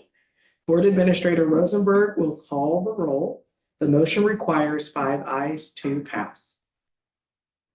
Thank you, Chair. Before I call the roll, I'll just note that some of our virtual folks had to step away. So with your permission, I'll mark things excused. So otherwise, Director Sarah Walford. Director Julie Bettles. Aye. Second Vice Chair Cynthia Richardson. Aye. Vice Chair Shamiko Montgomery. Aye. Chair Jennifer Scurlock. Aye. So members of the board, the items under this section of the agenda are brought to us for potential action. Oh, sorry, thank you. So moved. Yes, we will now transition to our adoptions. Thank you so much. So let me reread this. Thank you so much. Members of the board, the items under this section of the agenda are brought to us for potential action. Department staff will join us to present these items and provide a recommendation. Board members are encouraged to ask questions and engage in discussion. Our first item is temporary rules, surrogate parents, and transfer of procedural rights at the age of majority. And we have with us Assistant Superintendent Ramonda. Please forgive me. So can you say your beautiful last name? Yes, ma'am. Ola Loye. Ola Loye. Yes. Okay, thank you so much. So Ramonda Ola Loye, Office of Enhancing Student Opportunities, Director Abby Wells, Office of Enhancing Student Opportunities. Thank you so much for being with us today. Good morning, Chair Spurlock, Vice Chair Montgomery, Second Vice Chair Richardson, and members of the State Board of Education. My name is Ramonda Oluwaye, and I'm the Assistant Superintendent of the Office of Enhancing Student Opportunities. We are grateful for the opportunity to present two rules to you today for the board's consideration for temporary adoption. So you have OAR 581-015-2320, which provides authority for surrogate parents within the Individuals with Disabilities Education Act, or IDEA, related processes, and OAR 581-015-2325, which establishes the framework for parental educational rights to transfer to students as they become adults or reach the age of majority. I am joined by Dr. Abby Wells today, who I will pass so that they can introduce themselves. Thank you, Ms. Oluwaye. Good morning, Chair Spurlock, Vice Chair Montgomery, Second Vice Chair Richardson, members of the State Board of Education. My name is Abby Wells, and I'm OBE's Director of IDEA Programs. I'm pleased to be here to discuss these rules with you. As Ms. Oluwaye mentioned, we're here to discuss rules related to educational decision-making for disabled students and students experiencing disability. Specifically, who has the authority to make educational decisions when students become adults? And I'll explain that more as we walk through today's presentation. When students are young children, parents necessarily make many decisions for them, including decisions about their education. As children grow up, a parent's role in decision-making decreases commensurate with the child's capacity to make their own decisions. As a parent, I can tell you that it feels risky to hand off decision-making to my children, to watch them contemplate what they want and then make their own decisions. There is a risk there. What if they make the wrong decisions? What if I could have saved them from themselves? But there's also a human dignity to being able to make those decisions and take those risks. As a society, one of the ways that we recognize the transition to adulthood is by fully giving that ability to students to make those decisions and take those risks to students. This is a key milestone on the journey from childhood to adulthood. For disabled students and students experiencing disability who are protected by the Individuals with Disabilities Education Act, or IDEA, this milestone is reached when students turn 18. At that point, students are in control of their educational decisions and educational decision making, including all of the decisions about their individualized education program, or IEP. Unless that is, there's been a legal process, a protected proceeding by which they've been determined to be unable to provide that informed consent and make those decisions through a court system. In that case, the educational rights do not transfer to them, and the courts appoint someone to maintain that decision-making authority. This is commonly a guardianship process, though the disability advocacy community rightfully seeks to maximize each individual's agency and rights to make their own decisions through processes like supported decision-making and lesser restrictive alternatives to guardianship. Those groups of students have clear established procedures within our state's laws and administrative rules, and they're not the students for whom we're seeking these proposed adoptions to these rules today. With that context in mind, let's talk about who these proposed amendments are for. If you think of all students experiencing disability and disabled students as a complete circle, the overwhelming majority of them have and should have their rights transferred to them when they turn 18. Being disabled or having a disability says nothing about your capacity to make informed decisions for yourself, and we must work always to presume the competence of the students in our care. Those students are represented by the biggest portion of the circle in blue on this slide. On the last slide, we talked about when exceptional rights do not transfer for some students when courts have appointed an educational decision maker, and therefore they do not get the right to make their own educational decisions even as adult students. For those students, courts often award guardianship to another adult who then gets to make decisions on behalf of the now adult student. It's important to know that it's not always guardianship, and it's often preferable for lesser restrictive arrangements such as a durable power of attorney to be made. But for the purposes of today's presentation, there are established frameworks by which those decisions are made to make sure that those students do have somebody who can represent their educational decisions. And the rules we're proposing for the board to temporarily adopt today, we're talking about the students represented by the top little piece in orange. Students for whom their procedural rights have transferred because no legal process has made a different determination, but who also do not have the capacity to provide informed consent for their educational program. The IDEA contemplates this population of students in a special rule related to the transfer of procedural rights within its implementing regulations. However, these students are not yet represented in OAR. Under the IDEA's implementing regulations, each state must establish procedures for appointing the parent or another appropriate individual to represent the educational interests of the child if under state law, a child who has reached the age of majority but has not been determined to be incompetent can be determined not to have the ability to provide informed consent with respect to their educational program. Oregon has not yet built a policy framework in OAR that allows for that to occur. The absence of a policy solution leaves districts in the position of having to come up with an individual solution on a case-by-case basis, despite questionable state authority to do so. ODE has been working to design proposed revisions to these two rules to ensure that school districts have the authority and responsibility to provide access to appropriate educational representation when adult students cannot provide their own informed consent. Now I want to talk a little bit about the process ODE went through in developing these initial rules. First, I want to note ODE's gratitude to Disability Rights Oregon, our state's disability protection advocacy organization, for highlighting the current gap in our policy framework and the need for this rule development process. More than simply highlighting this need, DRO provided initial draft language that ODE strongly considered and ended up using as the foundation for our initial proposed temporary rules.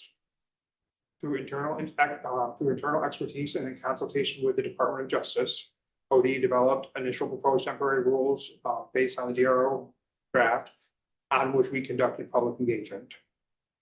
Under these initial rules, we established a requirement for school districts to appoint a surrogate when they determine that an adult student experiencing disability or a disabled adult student who did not have a court order depriving them of educational decision-making rights also could not provide informed consent for their educational program. This initial version of the rule also provided criteria for school districts to consider when students can provide informed consent and in selecting educational surrogates. In addition to that, our initial proposed revisions also expanded the scope of OAR 581-015-2320 to ensure that the appointment of a surrogate parent could occur for disabled adult students and adult students experiencing disability when the criteria for OAR 581-015-2325 were met. We saw feedback on those initial proposed rules through various public engagement, including providing them to Disability Rights Oregon, conducting focus groups, and a public survey. And again, I want to note that this process was initiated by DRO, and ODE is grateful for their efforts to ensure appropriate representation for all individuals impacted by disability. We also conducted a focus group with school district administrators, primarily special education directors, who shared overall support for the rule changes, but had some concerns about making sure implementation was effective and well supported by ODE. And we spoke with our state's Parent Training and Information Center, or PTI, FACT Oregon, to hear more from the advocacy perspective about these initial rules. FACT shared with us how important it is to make sure that we center the students themselves in this process and presented concerns that our initial draft rules did not do that well enough.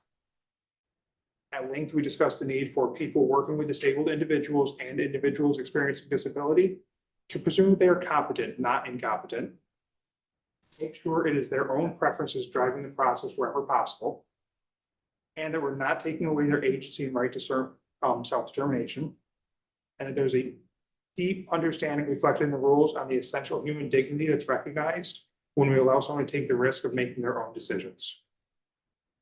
We also conducted a public survey, which was available from May 19th to the 26th of 2025, and shared that with our special education partners mailing list, through our special education directors in the state, and through our partners at Fact Oregon.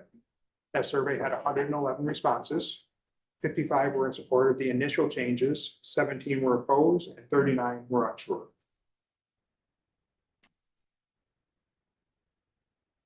In analyzing the results in the engagement process, there was broad consensus that it is important to address the current regulatory gap and provide a clear, explicit pathway and procedure to ensure that all students can have their educational rights represented. But some important key themes emerged from the engagement and how the rules should address this gap. We heard repeatedly that the approach should center student voice and preferences throughout the process, establish clear criteria for capacity determination, include strong procedural safeguards and review mechanisms, connect supported decision-making approaches, provide comprehensive implementation resources, address practical concerns about surrogate availability, and build in accountability for respecting student rights and dignity. After we were able to review the feedback from participants, we recognized that the rules needed to be more explicit about the need to consider student preferences in the process and to be made based on data, not feelings.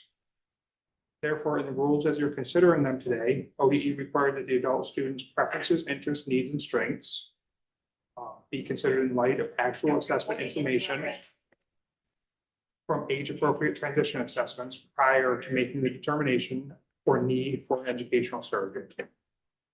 We also shifted the decision-making responsibility for that determination to the student's IEP team rather than the district, and ensured it will be reviewed at least annually.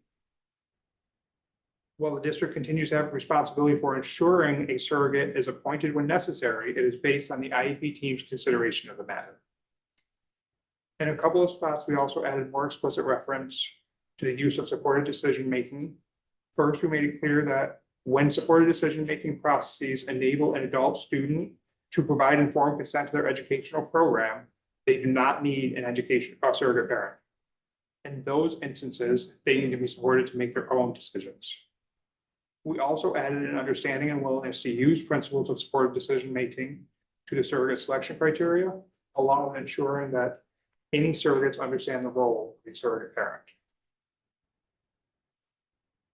After we updated the rules based on those initial engagements, we also brought them to ODE's ongoing Rules Committee Advisory for ORCA, and we heard the feedback you see on this slide as items that we could address within the rule language in the rule development process itself. We also heard continuing concerns about ensuring appropriate implementation guidance and resources from ODE, including clear guidance on supported decision-making, and coinciding with that, clarity for parents that guardianship is not the only way by which parents can continue to support their children once they become adults with educational decision-making. Related to the rule itself, we heard that when parents are not going to be the surrogate, they should still have their input into the process. We agreed and added that to the rule. A participant also shared that the initial proposed changes alternated between surrogate parent and educational surrogate, but did not define educational surrogate. We updated the rules to consistently use surrogate parent or just surrogate. That participant also shared that it would be helpful to include that an IEP meeting was not separately required to make the determination that a surrogate was necessary.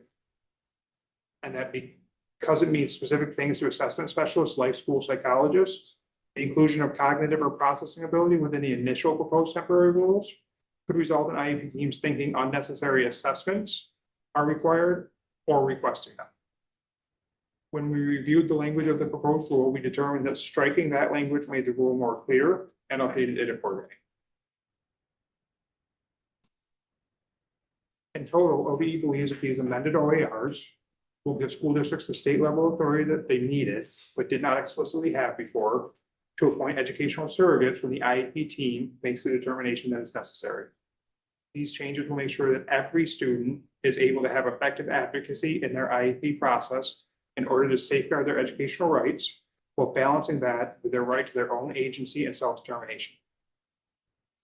Finally, these changes increase Oregon's alignment with the expectation of the IDEA's implementing regulations.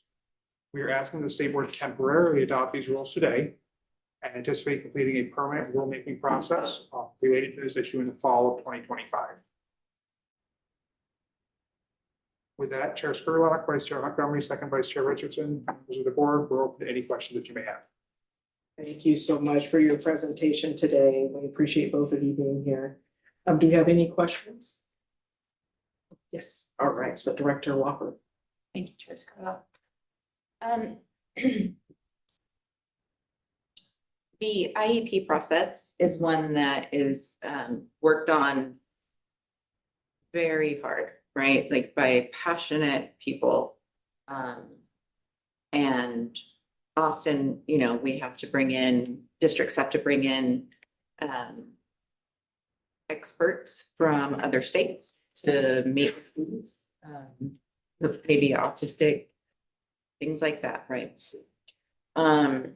They work virtually. My concern is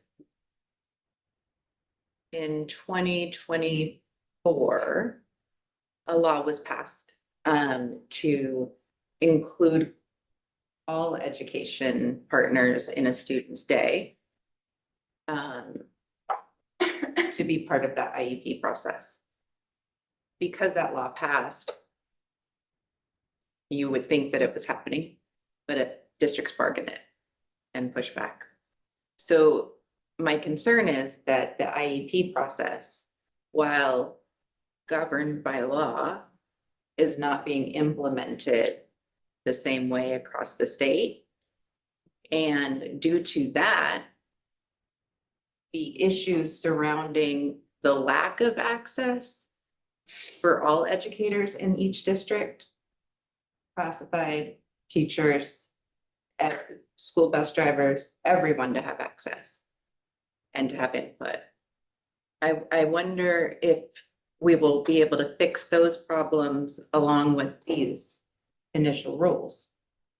Who's the one doing the IEP?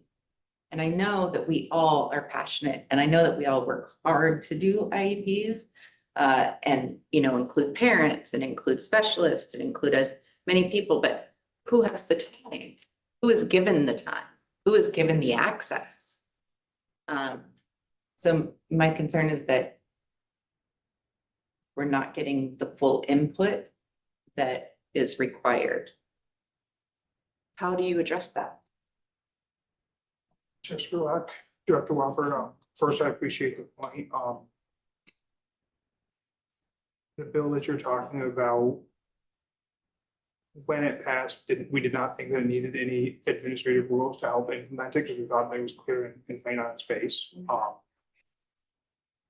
And we recognize the ability of, so when we talk about implementing the IDEA, it's a really complicated educational cascade thing that goes from the federal statute to the federal implementing regulations to the state statute to the state administrative rules, and then down to local policies and procedures. And so a lot of that is laid out and specific within all the way down to like the OER procedural policy level. And that's what we're talking about with the transfer of rights stuff today. Where it is not specified though, clearly in statute or in rule, it's left to the local control and their decision making with their collective bargaining agreements and those types of things.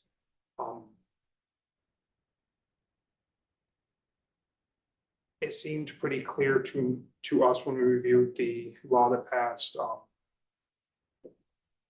that there was an obligation for districts to include all of the people that are associated with the child's education as members or included with the IEP team, writing it into the process and able to work with them.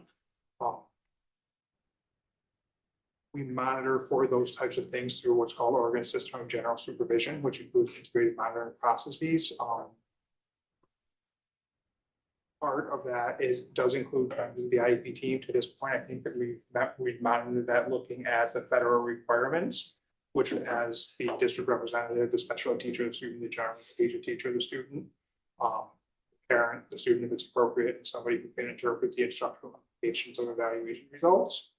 I do not believe that our general supervision priority area that assesses that includes the separate state provisions that go beyond the IDEA. And that's something that we should look at including in there when we go to cyclical and focused monitoring.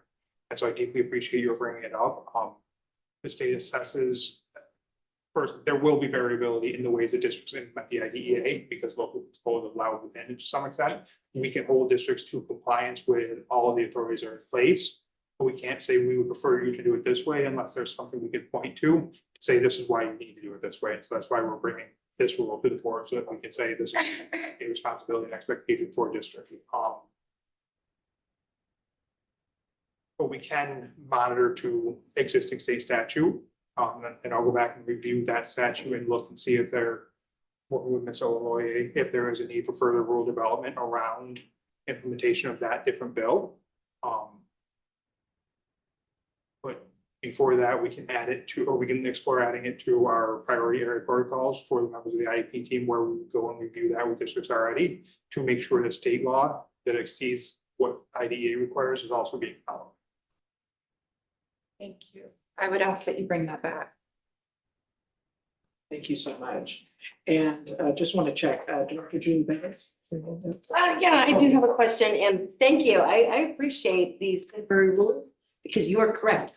We go to different schools doing all these IEPs and the districts having to justify or interpolate or, yeah, well, we got to do it for this because of this. Then we have to get other counselors involved to try to make decisions on behalf of the families. This really helps streamline that process. So I appreciate it. I'm excited that you guys brought this to the table. But then the secondary point that she brought up about this, and you mentioned the monitoring of IEPs.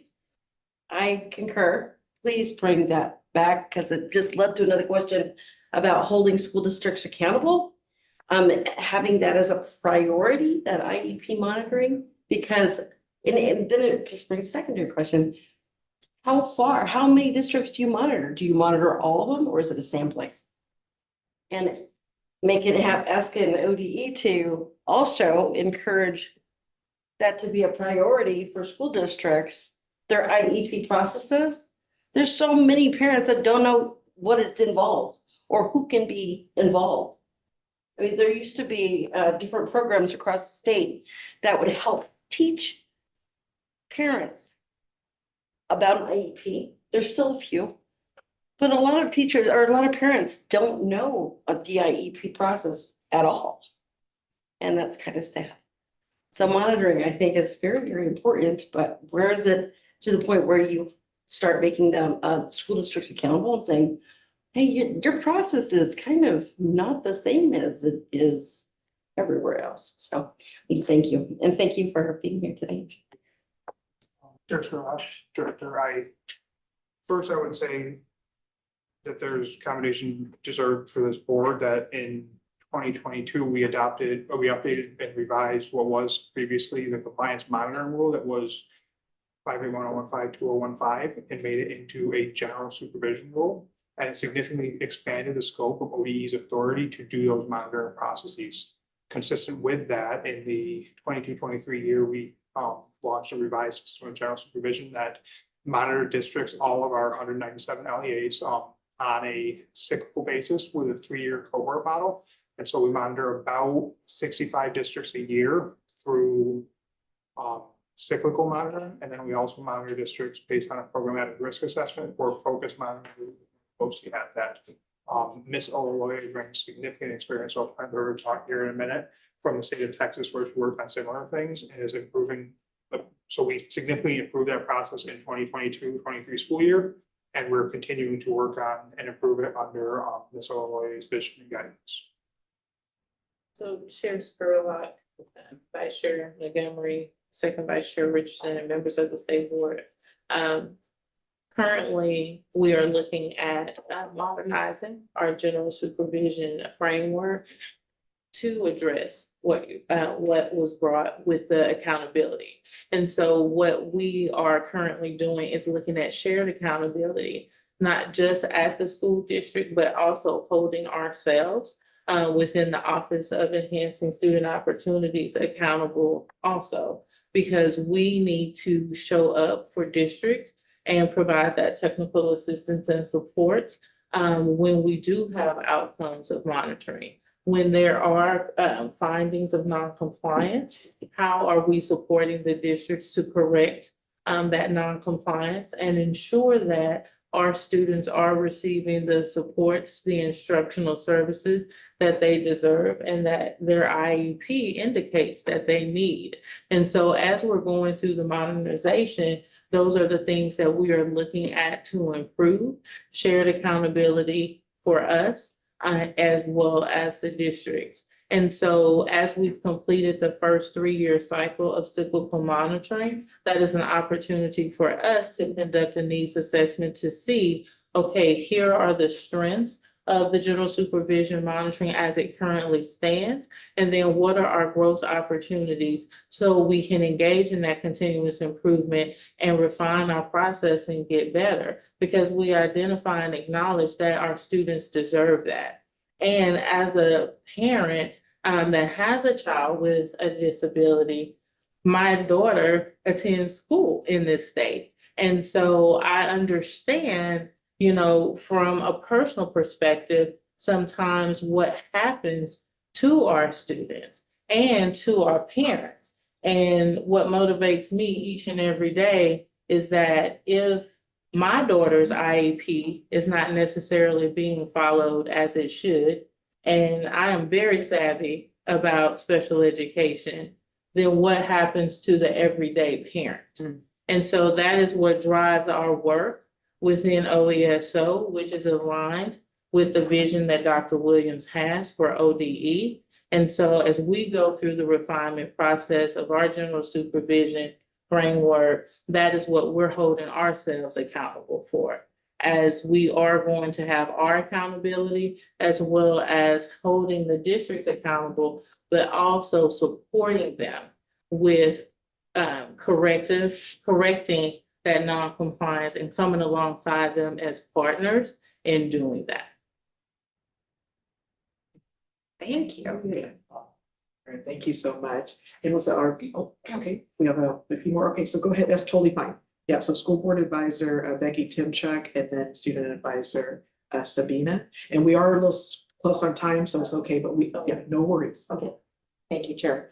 I was trying to follow, my first observation being a school board member is I don't know any district that is fully staffed in the special ed department. It is an area that we need so much assistance with. And it is also one of our most costly factors in every one of our school districts.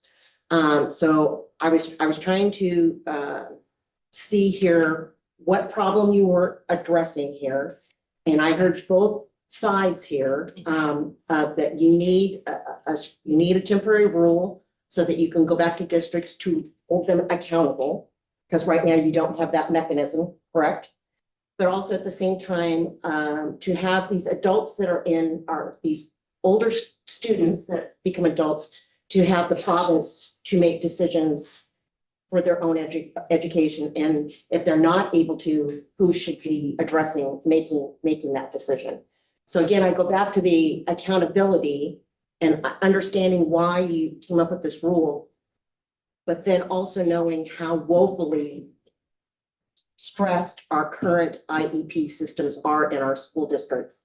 So just like with so many of our Assurance 22s, is this going to be another one that we make this temporary rule, but how we go about with the constraints of our staffs of how we make that accountable, so we don't put parents in a position that the only way we get some of these things, we have to sue the state.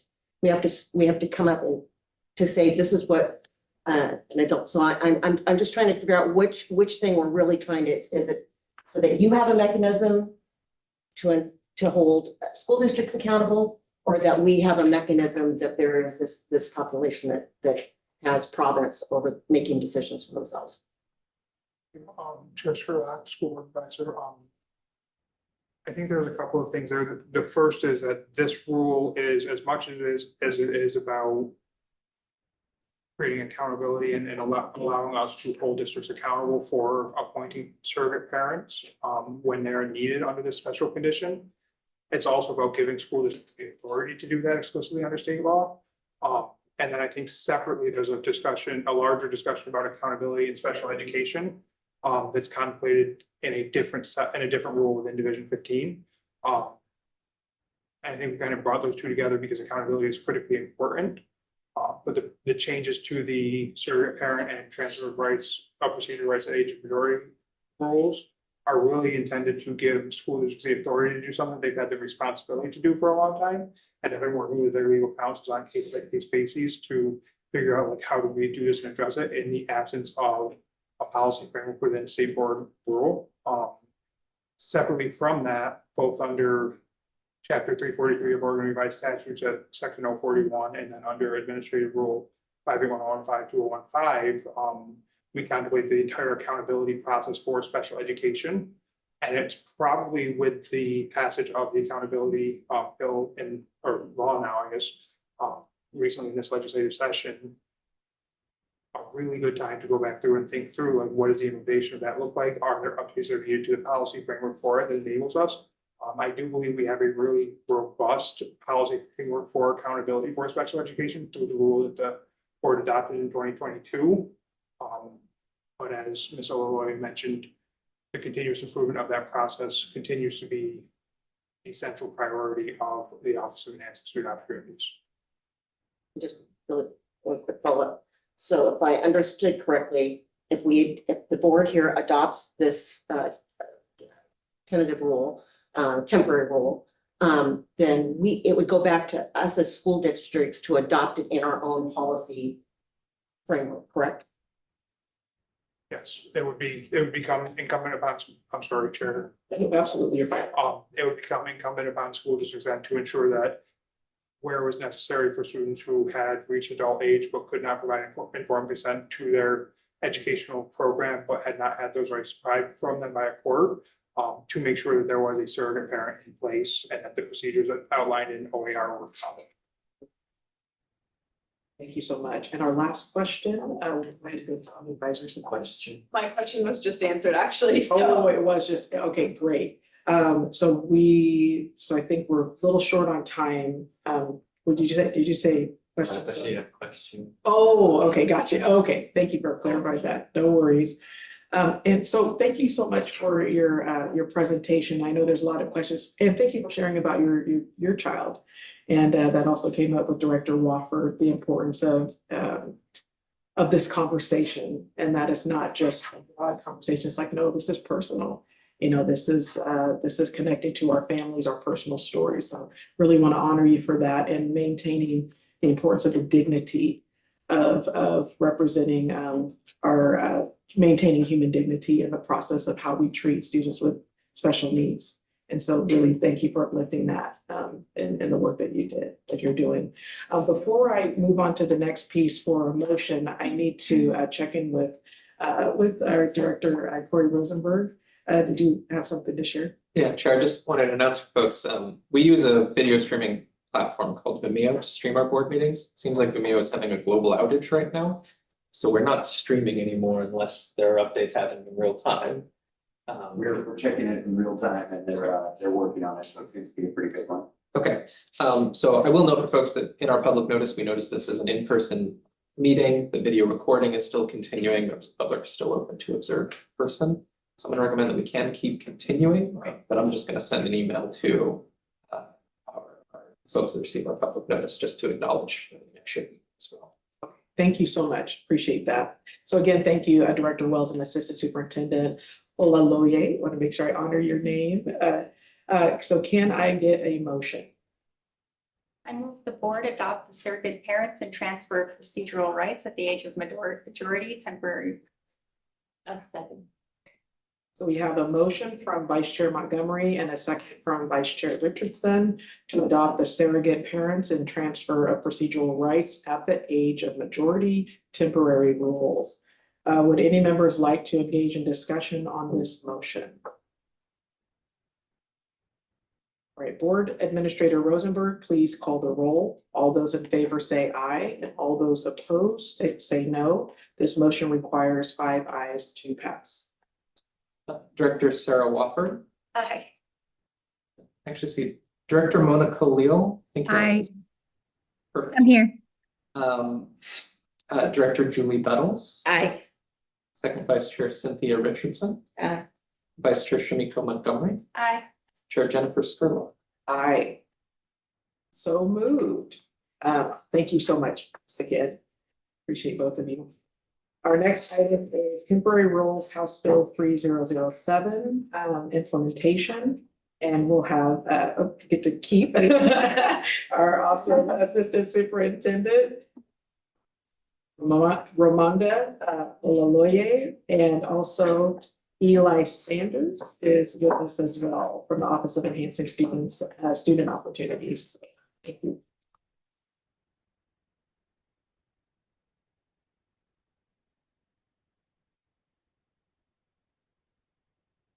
Yes. And you're totally fine. We just have someone who's going to be giving an awesome presentation at OSU. So I apologize. Yeah, so that is why. So I'm not leaving mid. Yes. Thank you so much. Best wishes on your presentation. Thank You'll you be so much. amazing. Yeah, Yeah. take really care. congrats. Yes. All right, you may go ahead and proceed. Thank you. Good morning again. Vice Chairman Montgomery, Second Vice Chair Richardson, and members of the State Board.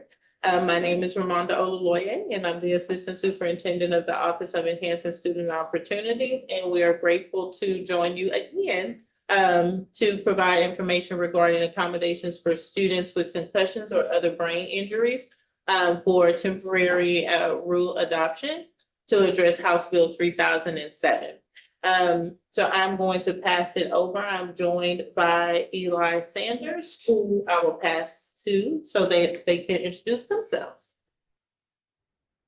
Thank you, Ramonda, and good morning. Chair Skurlock, and Vice Chair Richardson. My name is Eli Sanders. I'm the School Health Services Specialist, and I'm located in the Office of Enhancing Student Opportunities. And I'm pleased to be here to present this temporary rule and a recommendation for adoption. Switch to my screen. Just real briefly, for some context, HB 3007, which was just signed into law this week by our governor, updates what is current practice, which is ORS 336495, which requires ODE to provide a sample form for districts to make that form available to districts, as well as parents and students. What is key to the update with HB 3007 is the current law does not require use of this form. We provide the form and technical assistance as requested currently.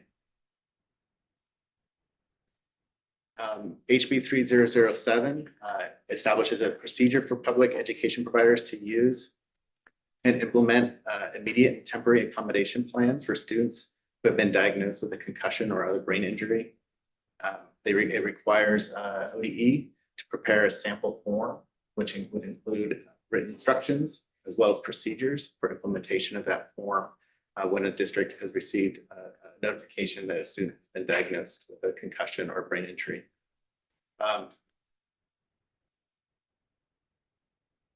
The justification for why we're here today recommending temporary rules is that this OAR temporary rules are necessary to clarify statute HB 3007 in relationship to and to assist implementation in the school setting.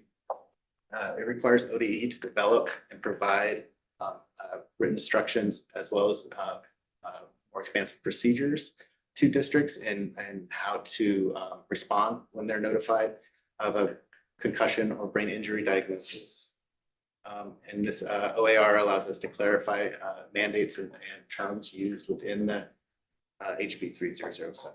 And most importantly, and as it relates to temporary rather than permanent rules, this is all meant to be is required to be in effect starting next school year.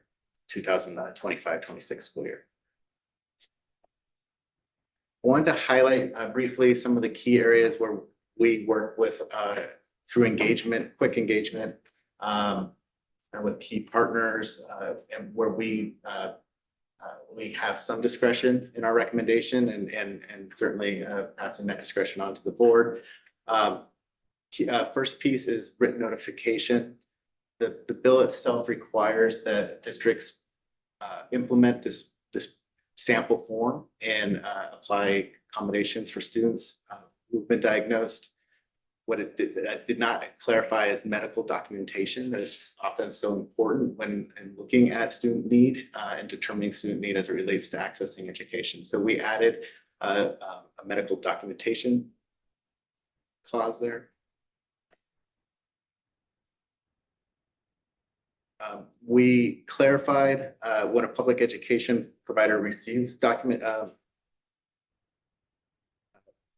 written notification from a parent that a student has been diagnosed, that the district shall provide or shall follow our procedures. This is implied in the rule or the bill that was just passed, and certainly the intent in reviewing the testimony as well as communications with the advocates who put this bill forward. In addition, a public education provider shall use the sample form. So this is similar to the last slide. This was implied is implied in HB 3007, as well as was clear to us the intent of the legislature and advocates that the sample form be used. What we have added is that a district may adapt our sample form as long as it includes at a minimum the required information that's on our form. So we know a lot of our districts like the flexibility of more than just putting on their letterhead, but adding to it and making it their own. So we added that flexibility. And then lastly, I want to draw this to your attention.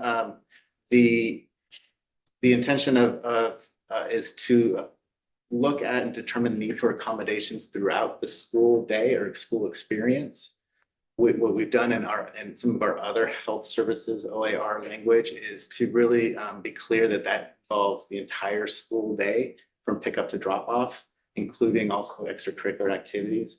And it's specifically in this case where a secondary injury of a student who's been diagnosed already with a brain injury is so critical to avoid. We wanted to make sure that extracurricular activities, field trips, those things are accounted for in the accommodation plan. And then lastly, we want to make sure that this OAR and implementation of this new statute does not interrupt all the things that districts are already doing, and that they don't wait for a notification in order to be responsive to an injury. And so my personal experience with my kindergartner had a concussion on the playground, a serious one. The district was immediate in their care for her, calling 911, that kind of stuff, but also I think importantly, and as it relates to this role, providing supports once she returned to school and establishing some accommodations. So we don't want to interrupt what is already happening, but add to that with the sample form procedure that we'll be implementing. Briefly, we've had about a week and a half to do some engagement and connection with some partners. Some of those partners we've had a longer relationship with, in particular, a brain injury work group that I myself, OHA, Oregon Health Authority, as well as other key advocates in the state work on and have been working together over the last year and a half. We also engaged our Oregon School Nursing Association, as well as our School Nurse Advisory Group, as well as a key administrator, ESD representative, as well as district. What we expect to do going forward is working over this summer to establish more comprehensive procedures, as well as update an existing sample form that we already have on our website, that we know we've received feedback that as our needs for updating regardless, but really turn that into this sample form is required by HB 3007, and it's adopted by this temporary rule.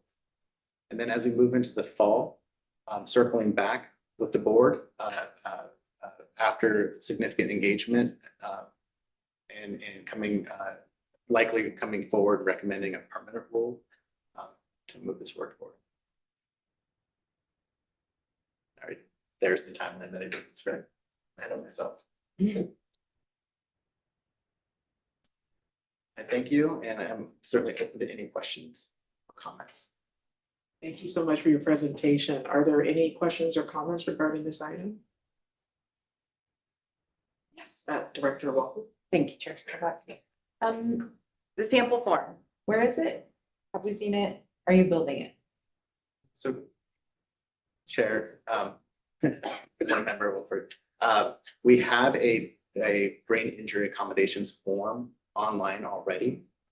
What we expect to do over the summer is improve that and make sure, and through engagement with our brain injury advocates, so school nurses, school administrators, parents, as through engagement process to develop those procedures and in order to what it is now is something that is made available. What the intention of this OAR is that the department become much more proactive in saying this is the procedure as far as what to do when it's notified of a diagnosis. So who can fill out the form, potentially types of assessments required, those kind of things. Thank you. One follow-up. What if it happens to employees? Chair, Board Member Woodford, that is a great question. The statute authority as it relates to this body of work is specific to students in public education, in all public education programs, including charters, ESDs, and school districts, is not mentioned staff members. Thank you so much. Oh, and want to make sure, do you have another question? Yeah, Director. See you.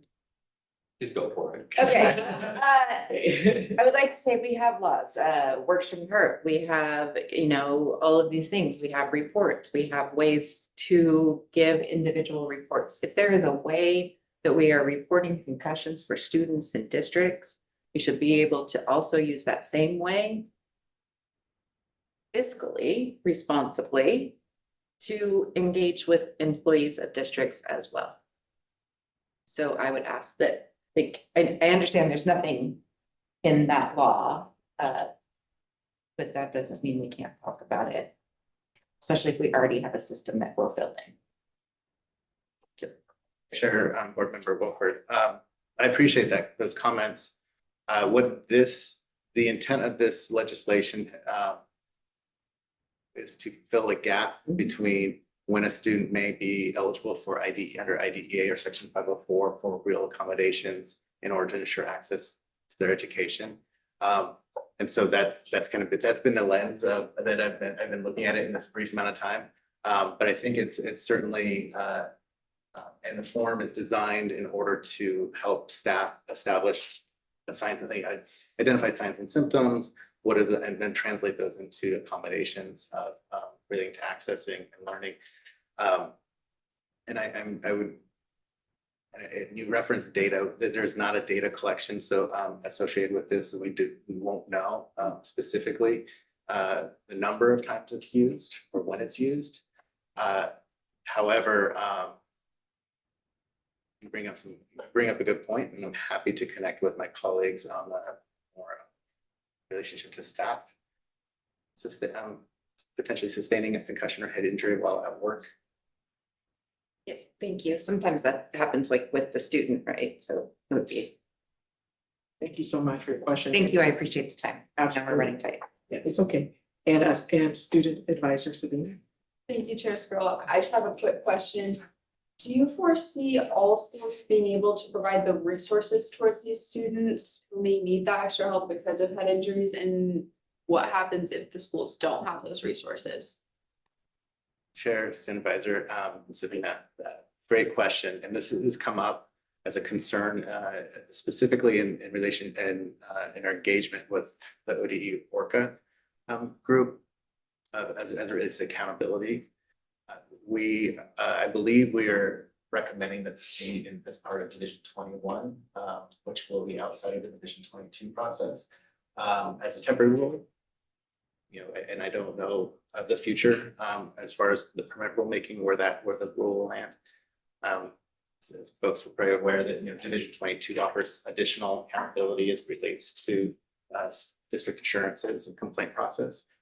Unlike IDEA Section 504, there's not a complaint process in relationship to this statute or this bill or our rule at this time. As far as resources, I look at school board advisor, resources are a challenge regardless. I would argue that there is already responsibility in order to provide access to students experiencing disability, whether it's temporary or long-term. And so in my guidance to districts and superintendent, it's problem solving as far as what levels or what qualification staff are available, and trying to identify flexibility as far as in my experience with my own kiddos, but also across the districts, the desire is to really be responsive to injury, specifically brain, with the caveat that brain injuries present very differently and may not be as visible. So I think part of our challenge here, or our opportunity, is to be more clear on what brain injury is, and how to address it. Thank you so much. And thank you for your presentation, for both of you being here. I know the complexities of brain injuries and the expansion of protocols has changed drastically in the past 10 years with specialists, even Slocum Medical, different places where they're like, we have a specialist follow through. My only quick question, and I know we have to move on. 504 plans are typically put in place temporary if a student has a brain injury. Does that need to be included in the process as far as how things go? Because I wasn't sure, I didn't read anything about that. So I just wanted to check in. Is that being encouraged that a temporary 504 plan is put into place for students who have experienced a brain injury? Sure. Thank you for that question. I have consulted multiple times in the last week and a half with our 504 specialist, who's brilliant. Yes. And I'm not the expert in 504, as well as our IDEA team, consulted with them. What this OAR does is point to the procedures that we're going to be developing with a true engagement over the summer, and both under, as it relates to IDEA and Section 504, child find, as well and accommodations under those requirements. We expect to be very clear that this is a parallel process. It's not a replacement. Those obligations under those two federal laws still remain intact and need to be followed. Thank you for that clarity. It's a parallel process. So that makes a lot of sense. Perfect. Thank you so much. Thank you. So we will go ahead and continue through the process. Can I get a motion? I move the board adopt the student records and conditions for disclosure permanent rules, OAR 581, 021, 0220, and OAR 581, 021, 0371. Thank you. Sure. I think that was actually the item that we just. That was the previous. So one more down, the temporary rules, House Bill 3. Sorry. Oh, it's okay. It's okay. Okay. It's below the list. It's under 1125, and then I'm not sure what page that. So it was just highlighted. Yeah. Oh, so I believe.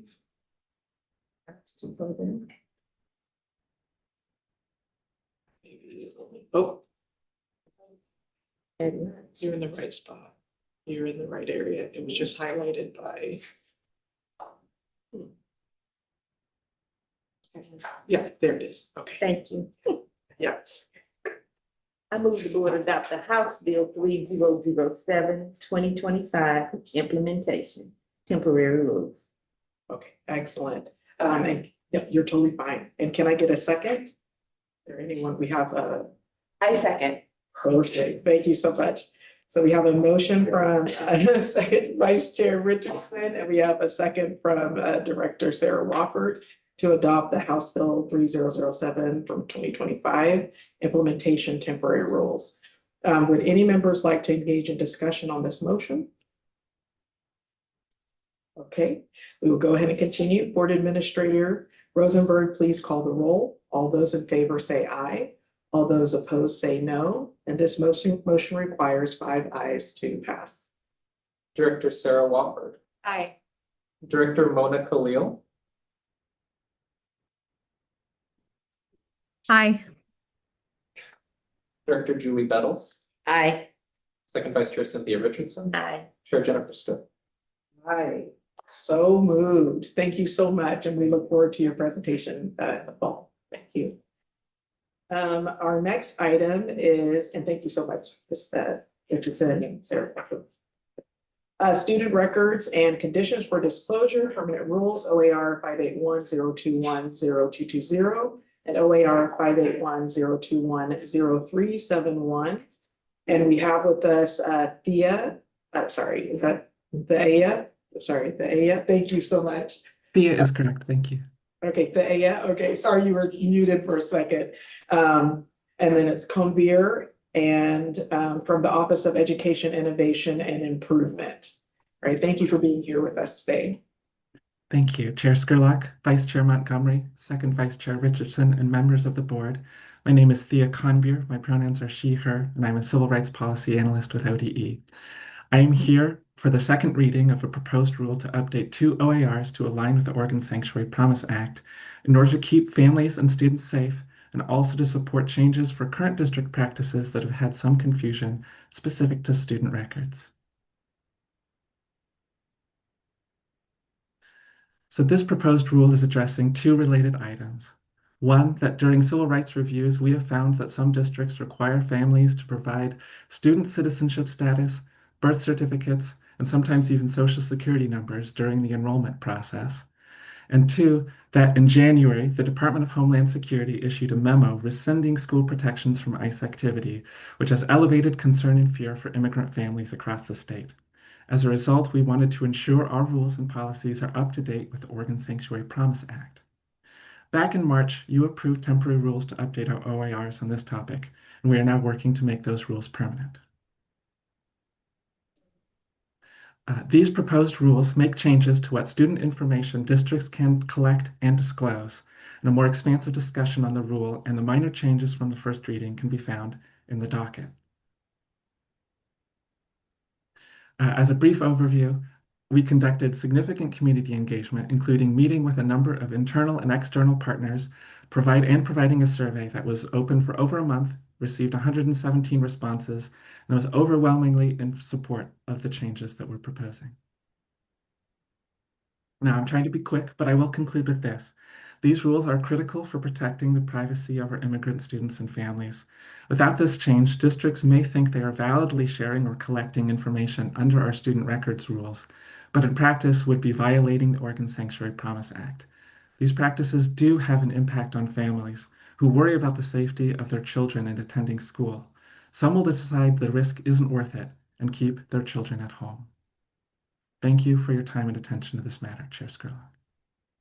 Thank you so much, Thea. And Convier, we appreciate your presentation for today. And such an important matter. Any questions? Yes, or comments? And so we'll go to Student Advisor Jorge. Yeah, thank you, Chair. I have questions and comments, but I think one is just frustration with this. We've done this already in March, and yet it comes back. And I say this just because there's a lot of things going on right now in Oregon and in Vancouver, or in Washington, everywhere throughout the country right now. And I thought we were done with this, yet it comes back. And so I want to ask, is this gonna be the final time? Has staff looked this over to make sure that this, you know, this is it, that doesn't have to come back again later in a couple months where we learn that, oh, there's another rule, another technical fix that needs to happen, because that's not acceptable. Like, I actually want to know if this has really been looked at to see that this is it, no more fixes have to come to the board for this to be, you know, fixed. Thank you, Chair Skurlock, Student Advisor. Back in March, we passed these rules as a temporary matter, so it's only open for 180 days, and we did that with a reduced timeline. In April, we presented on the first reading, and now we're coming to you today with the second reading. So this is the process that we are required to take in order to pass these as a permanent rule. I can't promise that this won't come up again, but as far as I know in this moment, that there are no intended changes in the future. Thank you. Yes, Chair, if I may also, Chair, Vice Chairs, members of the board, and Student Advisor Jorge. I hear your frustration, and I know what I hear what's underneath, because the urgency of serving our immigrant families is real. And like Thea just articulated, this is just part of the process, of making this a permanent thing. And I also want to add, given the climate we are in, we may learn that things that we thought were secure and tight may need to be shored up all the more as actions continue to be taken. So yes, it's going to be frustrating, and yes, it's preferred that it be final. And we also have to be mindful that the landscape keeps changing under our feet. And thank you for sharing, and thank you for sharing as well. That's right. Yes, so you're in a space where you can share and we can get feedback. Yes, let's go right over here to Director Wofford. Thank you, Chair Skurlock. I feel like when the last time we talked about this, I had asked about how this covers staff, because it also impacts, like, we also have staff that are directories that are being shared, and may feel like they need to share it. And so I'm wondering if we put that into the March one, and it doesn't need to be in this one, or. Thank you. Chair Skurlock, Director Wofford. The foundational authority, the law that gives us authority to act in this matter, is specific to student records. So for this rule, we are not allowed to expand to employees. However, I hear your concern around the matter, and I think it may be worthwhile to reach out to perhaps BOLI and see what work they're doing to protect employees in schools. Thank you. Yeah, thank you so much, and thank you so much, Thea, for your presentation today. We know how complex this is, but we know how urgent it is for things to go through the right process. And if things don't go through the right process, then it doesn't, everything pauses, and it ends up creating quite a mess. So we really appreciate just your presentation and the clarity in your report that was provided today. So yeah, thank you. So let's go ahead and move forward. Can I get a motion? I move the board adopt the student records and conditions for disclosure permanent rules, OAR 581-021-0220 and OAR 581-021-0371. Thank you. And can I get a second? Second that motion, Chair Skurlock. Thank you. So we have a motion from Second Vice Chair Richardson and a second from Director Wofford to adopt the student records and conditions for disclosure permanent rules, OAR 581-021-0220 and OAR 581-021-0371. Would any members like to engage in discussion on this motion? So we will go ahead and move forward through the process. Board Administrator Rosenberg, please call the roll. All those in favor say aye. All those opposed say no. And this motion requires 5 ayes to pass. Director Sarah Wofford, Aye. Director Mona Khalil, Aye. Director Julie Bettles, Aye. Second Vice Chair Cynthia Richardson, Aye. Chair Jennifer Skirlock. Aye, so moved. So we will now go to lunch. It is 12:12. So let's please return and be ready to go by 1 p.m. And thank you so much, everyone, for being present, and we will come back at 1 o'clock. Thank you.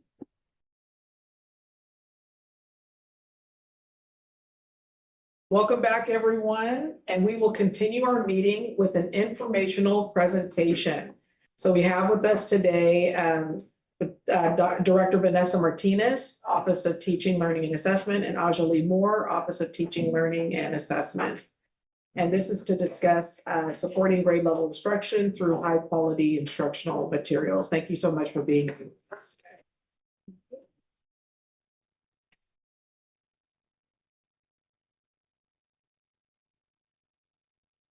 Well, good afternoon, Chair Scurlock, Vice Chair Montgomery, and Vice Chair Richardson, members of the board. My name is Vanessa Martinez, and I am the Director of Standards and Instructional Support in the Office of Teaching, Learning and Assessment. And I'm joined today by Ajali Moore, ODE Standards Guidance Specialist. We're here to present about how a focus on the effective implementation of high-quality instructional materials can improve instruction across Oregon. To begin, we wanted to model best instructional practices by providing some learning goals for our session today. And so our hopes are that by the end of the presentation, each member of the board will be able to explain how a focus on high quality instructional materials supports ODE's vision for teaching and learning. Understand the research related to instructional materials and academic outcomes, and describe the current practices in Oregon that support the use of high quality instructional materials, as well as what the challenges are, and finally name some of the leadership actions that ODE is taking to move forward with this vision. So we want to take a moment to focus on the big picture and share a draft of ODE's Office of Teaching and Learning vision. At the heart of this vision is a simple and powerful idea. Our vision is that every student, every day, is engaged in meaningful, affirming, grade level instruction. The work that we do at ODE is intended to support this vision. We hope for classrooms to have student-centered, culturally responsive learning that is driven both by high expectations and meaningful support.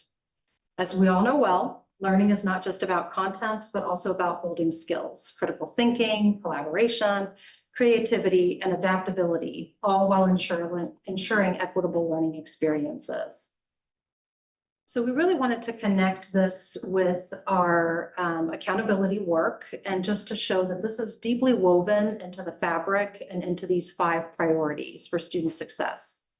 We're being very intentional about weaving this throughout our early literacy work, accountability, and really thinking about high quality instructional materials as a lever for this important work. So to get a little bit more granular with what we're looking at, we'll pause here for you to ground yourself in what this looks like, sounds like, and looks like in practice.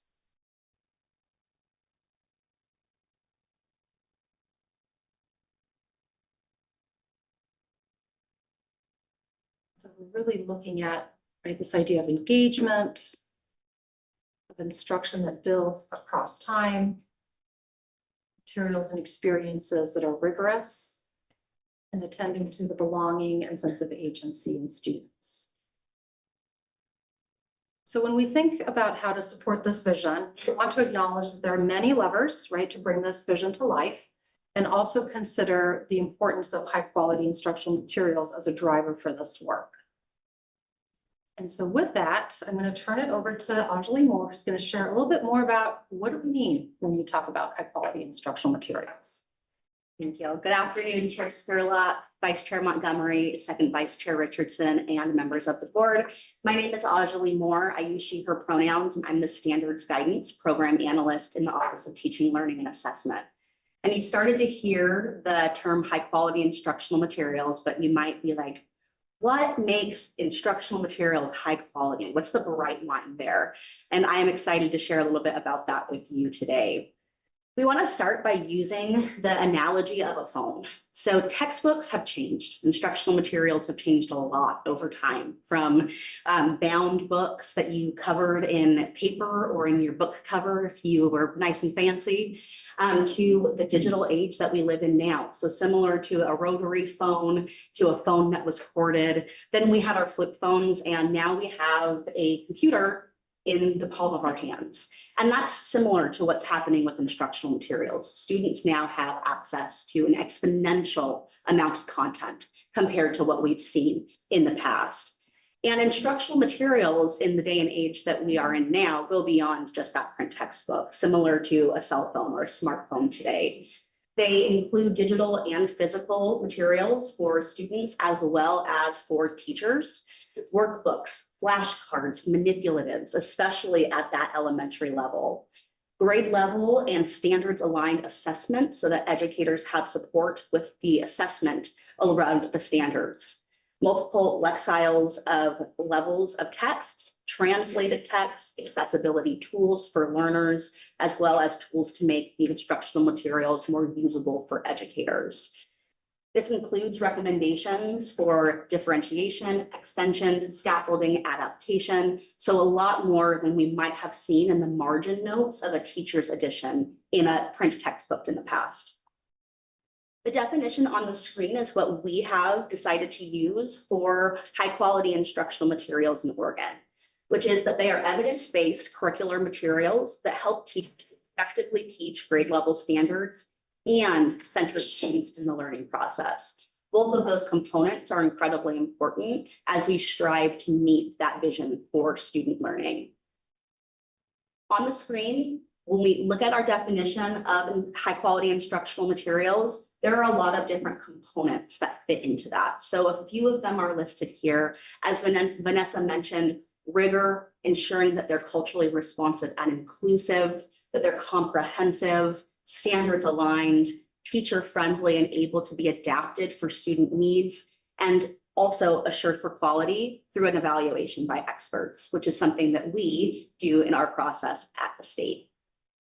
And when we bring all of those components together, we have a lever that allows us to support educators and districts in meeting this vision for a student experience. Thanks.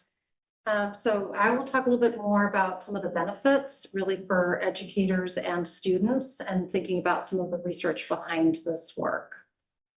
So we want to start off with thinking about the life of a teacher. And so thinking about all the preparation that goes into the week. And what you see here is some national data about how much time each week teachers spend either searching for or creating their own instructional materials. As many of you know, who have either been teachers yourselves or have been around educators, this probably feels very accurate and perhaps could be even a lot more hours depending on if you're a new teacher entering the profession. So just considering that if each teacher is doing this on their own, often outside of work hours, this can lead to inconsistent and incoherent instruction, inequitable learning experiences for students from classroom to classroom, and increased workloads that can lead to teacher burnout. And unfortunately, many teachers still lack access to high quality instructional materials, and this is especially true for high poverty schools. So looking at some of this data, in 2016 from the National Bureau of Economic Research, results found that high quality instructional materials implemented in middle school classrooms resulted in improved student learning outcomes equivalent to a highly effective teacher in the classroom. Consistently implementing high quality instructional materials in every classroom lifts the quality of instruction regardless of the experience of the educator, and it really does raise the bar for learning. When high quality instructional materials are implemented well, there's also a direct benefit to student engagement and learning. When students experience that coherent learning experience, one that is standards aligned and supported by grade level materials and tasks, their learning builds meaningfully over time, deepening knowledge and strengthening skills through intentional connections across content areas and contexts. And for example, in a 2016 Harvard study, using a top-ranked instructional materials program for 4th and 5th grade, math led to a gain of 3.6 percentile points. So this just shows that when paired with effective teachers, you really can double the impact of student learning and achievement in class. And then most recently, in 2024, the New Teachers Project published the Opportunity Makers, research that gathered really over 6,000 schools across our nation, found that 7 schools were trajectory schools that really showed tremendous growth in learning. And what the study found were that they all had these 3 components in common. The students felt a real sense of belonging. Students felt seen, valued, connected within their learning environment. These schools often function like a community with staff knowing students by name and on a deep and personal level. So that helped improve attendance and engagement with the school community. They also found that these schools had a lot of consistency.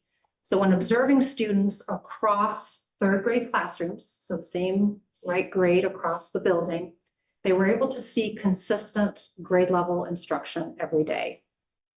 And the last piece was this idea of coherence, right? That when students can make clear connections across lessons and grade levels, it really allows for them to build on their learning logically and meaningfully over time.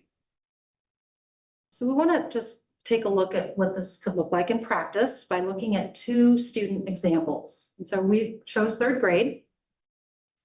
And 2 students, Morgan, Mirabelle, who happen to be in neighboring school districts.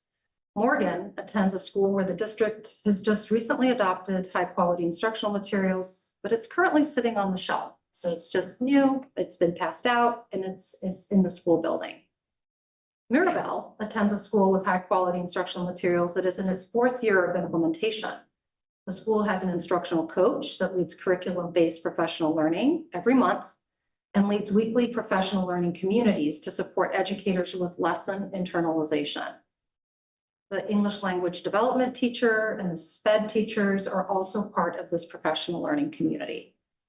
As you listen, consider the impact of what high-quality instructional materials can do in the life of a student, and really thinking about how schools are able to maximize supports. So here's Morgan's day. Morgan's day starts off with literacy block. The teacher is teaching her favorite unit, holidays around the world. She's perfected this over many years. She even has a Pinterest art project that's going to serve as a holiday gift for each of her students. During the ELD pull-out portion of the day, Morgan's teacher is teaching a lesson on the function of connections. And they're doing this by looking at some baking recipes. In the afternoon, during literacy intervention time, Morgan is working in a small group, identifying the main idea, using a text passage looking at the life of seals in a zoo. And then at the after-school program portion of the day, Morgan is reading a collection of books of varied lexile levels in a station rotation for 20 minutes. So we want to compare that to Mirabelle's day. Mirabelle also starts off 3rd grade literacy block where she's learning about outer space. Students are asking and answering text-dependent questions using the text, illustrations, photos, and text features to locate information. A little bit later in the lesson, Mirabelle is in a small group practicing decoding multisyllabic words. She works on reading fluency using a decodable reader about the Mars rover. During ELD push-in, Mirabelle's teacher pre-teaches academic vocabulary about space that students will encounter in tomorrow's lesson. At the end of the day, during the after-school program, Mirabelle receives high-dosage tutoring and works on encoding multisyllabic words learned that week during literacy block. Mirabelle is also working on writing a paragraph, sharing an opinion about Mars and supporting it with evidence she learned earlier in literacy block. So as you can see, Mirabelle's day really builds skills and content knowledge throughout the day, each part of the day serving as a piece of a larger puzzle and connecting back to that core instruction. This supports Mirabelle to be able to jump into the learning, practice her skills, and ensure that learning is at grade level while building upon previous knowledge within each different context. So as demonstrated in these two examples, high quality instructional materials really benefits all students, as these are intended and designed to support students to receive the additional support, and especially thinking about our multilingual students and students with disabilities. So we now want to step back and think about our educators, and high quality instructional materials also benefits them. We know that great teaching requires great tools, and even the most creative chefs start by mastering the recipe, because following a proven step can lead to consistent and high quality results. Teaching is no different. High quality instructional materials are a recipe for delivering grade level content to students consistently. Once educators have built a deep understanding of how to use them, and they know their students well, they can make thoughtful and skillful adjustments without losing what makes the dish delicious. And one of the things that we've been learning is just the importance of implementation. And it has to move beyond the adoption of high quality instructional materials, but really thinking about how do we sustain implementation to support educators in supporting their students. Implementation takes time, it takes resource to do well. And what you see here is an instructional tool showing that implementation can take up to 4 years to complete and to do well anytime an educator has a new material in front of them. Strong implementation of high quality instructional materials is a multi-year process that requires professional learning, coaching, collaboration, and time for educators, district leaders, and those who support instruction. In order for these materials to be effective, teachers need to access to coaching, to mentoring, to observation, to feedback cycles. These are all vital components of navigating through each of these phases of implementation. In Oregon's current model, we really do stop at that dark blue portion of the rubric, which is the adoption. And so we really want to start thinking about the impact of that. If that after every year, we only stop at the adoption, and by that time, we're starting to add another content area as adoption, what that means and what that really means for a K-5 educator and a K-5 school. And so with that, I'll turn it over to Anjali.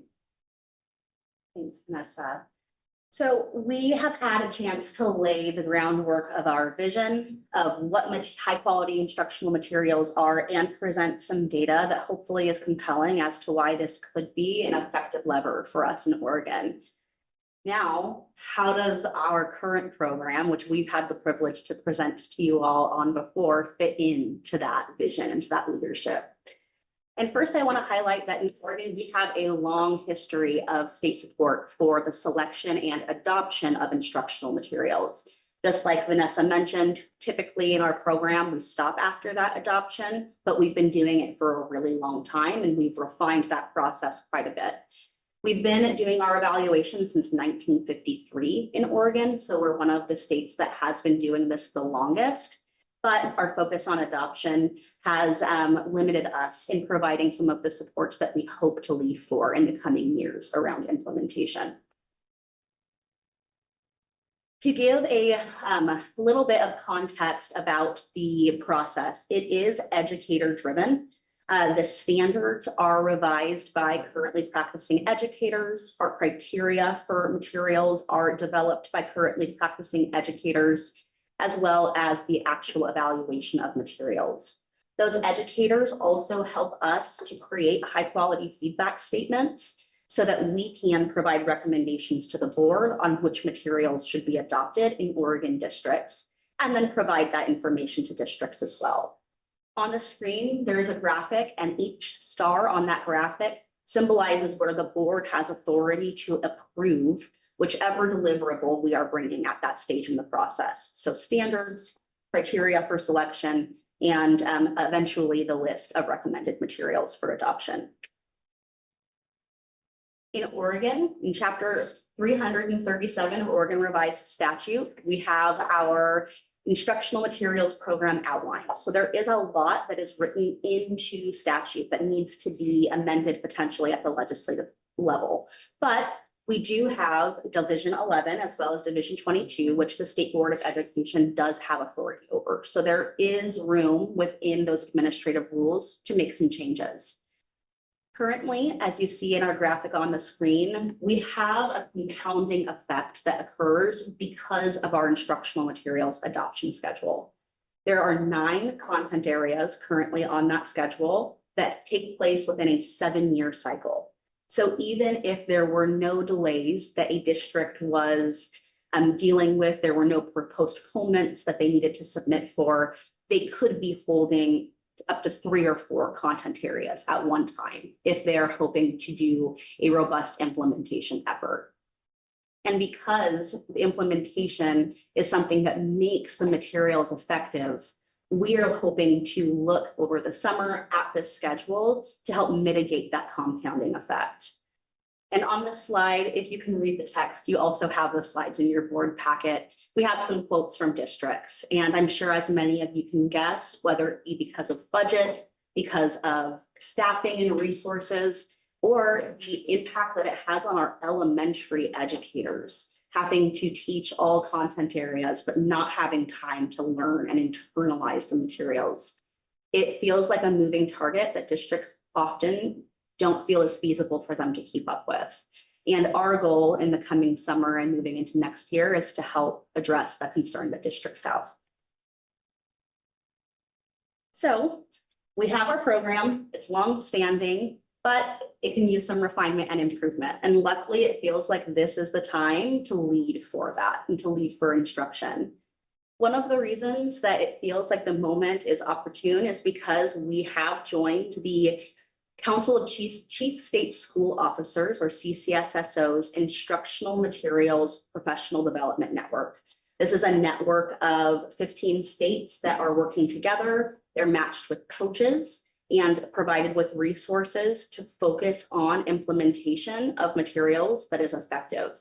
So we have a strategic plan, and we are hoping to bring more information to you all next year as we continue on that work.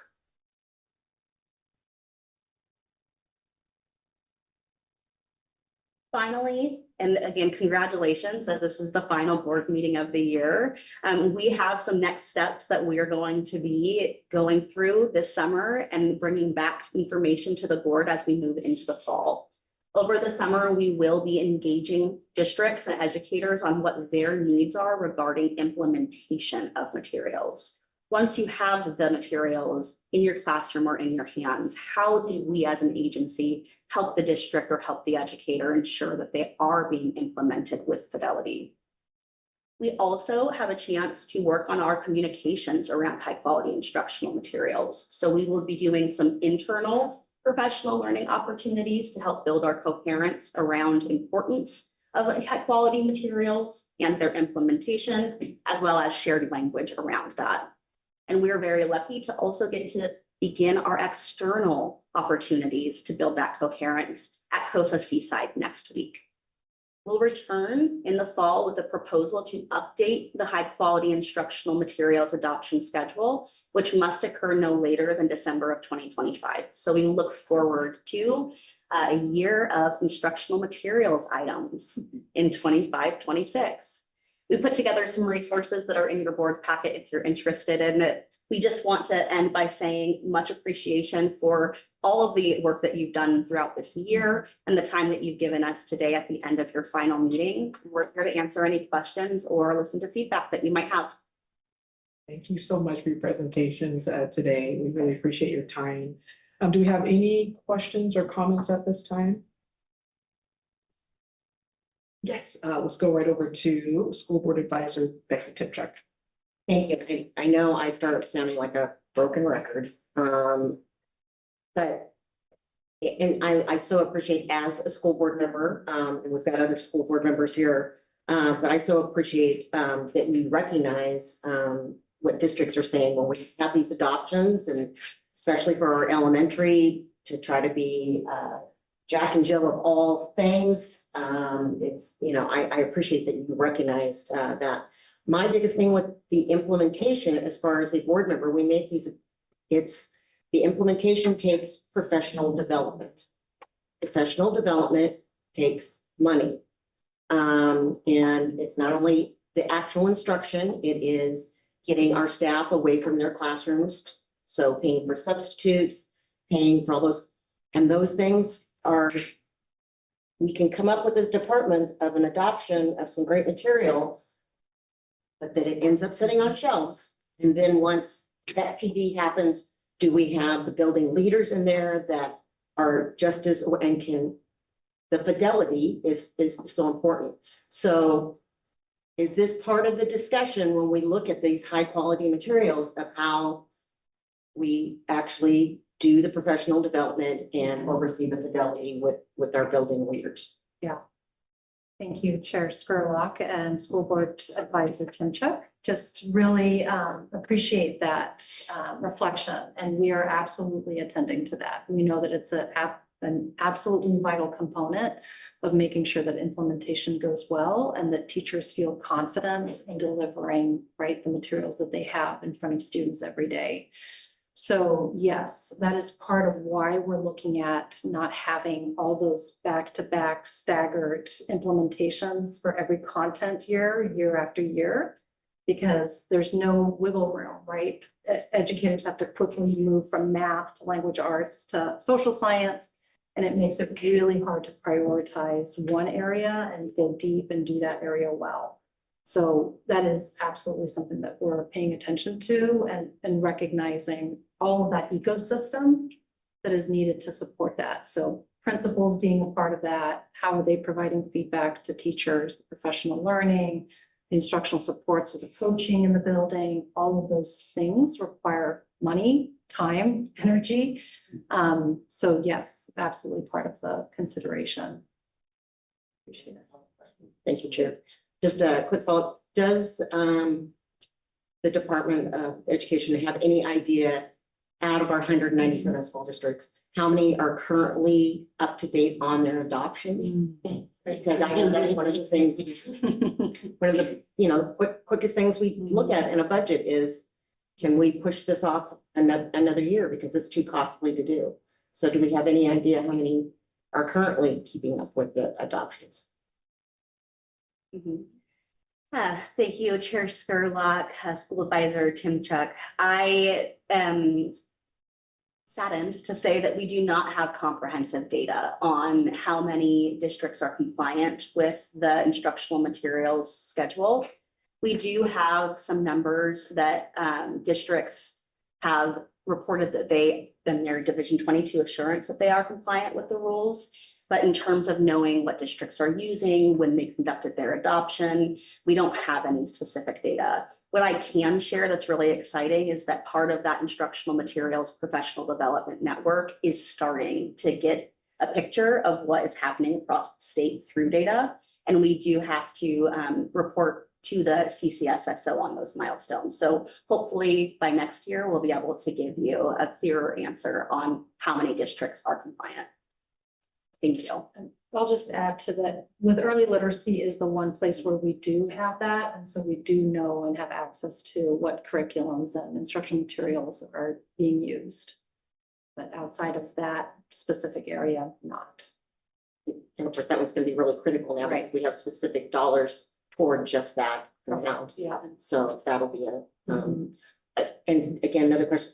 I also, this was one of the things that worry about with the accountability bill, that already on top of these, all of these other things that we're trying to accomplish, we're now going to be introducing an entirely new way, which Dr. Williams went over very, very well, a new way of doing business. And so it's going to be really important that we are providing that PD to do that piece well, or it's for naught. So I know school boards are going to be very interested in how we as a state go about adopting that. Thank you for those questions. And did you want to share anything before I? No, just thank you for that. Yeah, I really appreciate it. And we've made a note of that. Thank you. So we'll go to Director Wofford and then to Second Vice Chair Cynthia Burks. Thank you, Chair Scurlock. The high quality instructional materials, do they have to go through the same voucher, not voucher, sorry, do they have to go through the same standard and apply to be one of the new materials? Or because it's a high quality information material, does it not need to go through that where they pay, like we do for science classes or PE, we have that. Do you know what I'm addressing, which is now 1:30 and my brain is somewhere else? It's okay. Thank you, Chair Skurlock and Board Member Wofford. The materials that we are considering high quality instructional materials will still need to go through an evaluation process. That's how we assure that they are of high quality.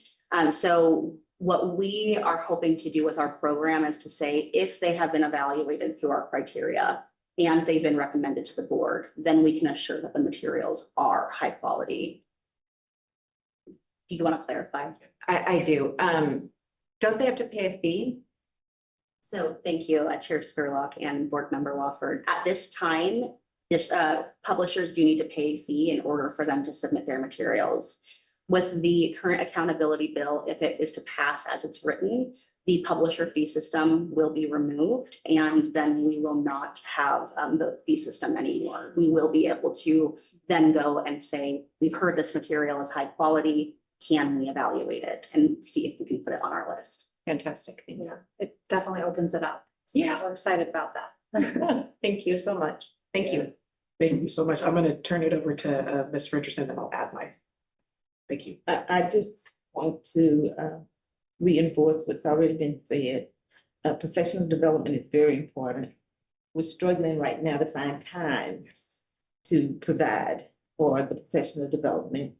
The other thing we're struggling with is who will provide that professional development, because with the budget cuts, many of those leaders were placed back in the classroom. So all of that needs to be taken into consideration. Thank you so much for sharing that. So did you want to comment? I just want to make sure. Okay. Yeah, right. I see you taking notes, which is great. Thank you so much for your presentation. I do have some questions around, and I know this is where it gets kind of sticky in addition to all the other parts. High quality instructional materials. I'm always thinking about like the beginning process and then the end, when kids graduate from high school and go on to college level, college, or they choose to go into a special apprenticeship type program. How does the continuum, how does the process continue into those 11th, 12th grade years, like AP, IB, college now? I'm trying to think about like, how do we look at high quality education in the early years, and how does that extend into the latter years before graduation? And is there continuity, or is it more of like a K through 10 process, or because I know it gets more complex as students take like their HL courses for IB or their AP two-year courses. So some classes 11th grade, some classes 12th, college now, and then other CTE programs. So I was just kind of curious about that kind of process and how are we trying to keep those things connected. And I know, again, that's a lot. And so I don't know if you have any information to share at this point. I'm happy to wait until later as well. Chair Skurlock, thank you for the question. It's a really important one. And it is more successful and has been implemented with more ease for sure in the K through 8 space. And that's really because of that vertical spine and really that grade level learning that, right, you can build and stack learnable experiences over time. But you're right, once you get to high school where you've got differentiated courses and IB programs and AP classes, right, those are driven by different standards. And so we're not talking about those kinds of pieces, but really building that foundation and that grade level learning across time is what the hope is, so that by the time they start, right, splintering and taking those kind of more one-off courses in high school, they're prepared for that rigorous, deep learning that we hope for all of our students. And that makes total sense, because I know I was thinking about that. It's like, oh, I don't even know how. It's complicated. Yeah, right? Yeah, it truly is complicated, but all of those foundations are good. I had one more question, and it has to do with the connection to Avid. So there's different schools across the state that are trying to implement Avid strategies and really trying to push from Cornell notes to group teaching, you know, those type of things. I was curious if there's layers of that implemented in this new kind of HQI and kind of process or a high quality, instructional materials. Are they trying to implement some of those same strategies so that there's continuity? I know that's complex too, but it's something to think about as far as kids learning a certain process and then all of a sudden it switches when they jump into ninth grade, or some of the Avid things can be also middle school level. So trying to see if there's any continuity, or will it be potential conflict to no, this isn't the way we do it. It doesn't fit the Avid model. We're paid for, we follow, I'm an Avid teacher, so I follow this and this and this. So I was curious if there's been any conversations about that continuity, because some school districts are like, we are an Avid school. This is what we do. And so could it be a potential conflict or as far as practices and how things are done? Yeah, thank you for that question, Chair Scurlock. We haven't thought about it specifically through the Avid lens, but I would say that they're mutually reinforcing. Okay. So because if we're teaching the same, lessons within the same week with the same content and materials, an Avid teacher is much more easily able to connect with all the students in the Avid course, because they will most likely have awareness of what is being taught and can kind of make those connections. So Avid is really about how to be a learner, right? And how do we learn?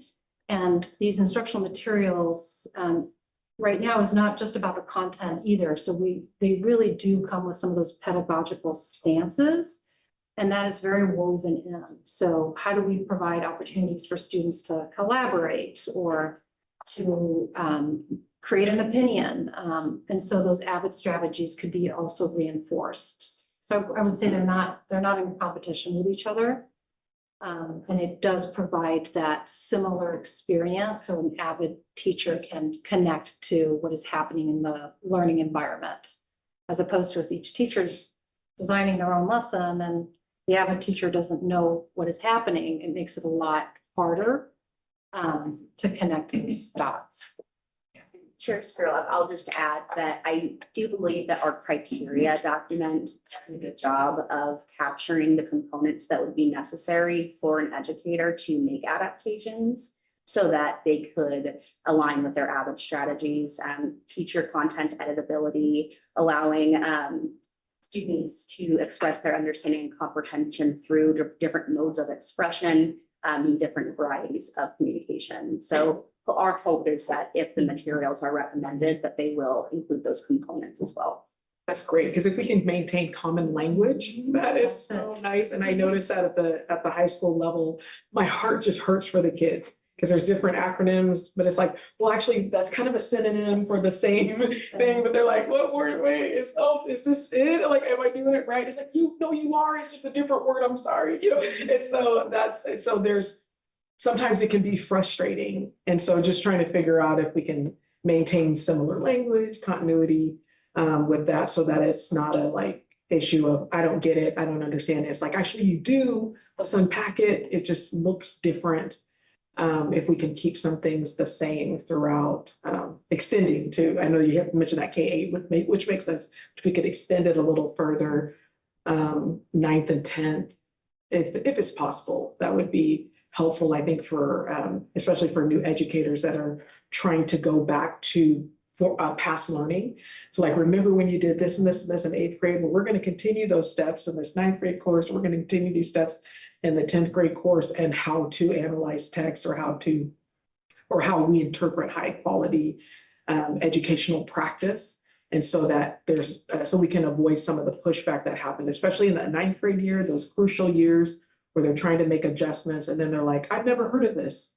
And it's like, well, you kind of have. They're like, no, I haven't. It's like, well, it's just a different word. Yeah. So if there's a way we can create a bridge, that would be great. But I'm excited for everything that you present, and I'm excited to dig in deeper around your criteria document, and hopefully being able to ask you more questions in the near future. Yeah, I love that you're thinking about, I love that ODE is being proactive in this. So thank you. Any other questions? Yes, yes, absolutely. Yes. This is just more of a comment. I think, as the chair was referring to, I think for our families, I think for our parents, I think for our students, I think consistency is so important. And that's why that professional development, because we have unbelievable staff with lots of innovation that does lots of great things. But sometimes we get siloed, and even within our own schools, like you said, with the third grade, you can walk into any, so we don't want to and make people into robots, because that's not what we have staff for. But if parents all understood what language we were speaking, if the students were all together, we're such a system is so much stronger than just the individual pieces. And then we could, so I really, again, as a school board member, I really appreciate the direction that this is going in. If we can just get the right implementation and buy-in and get everybody on the same page. Thank you. Yeah, I agree. Yeah, thank you so much. Any other questions?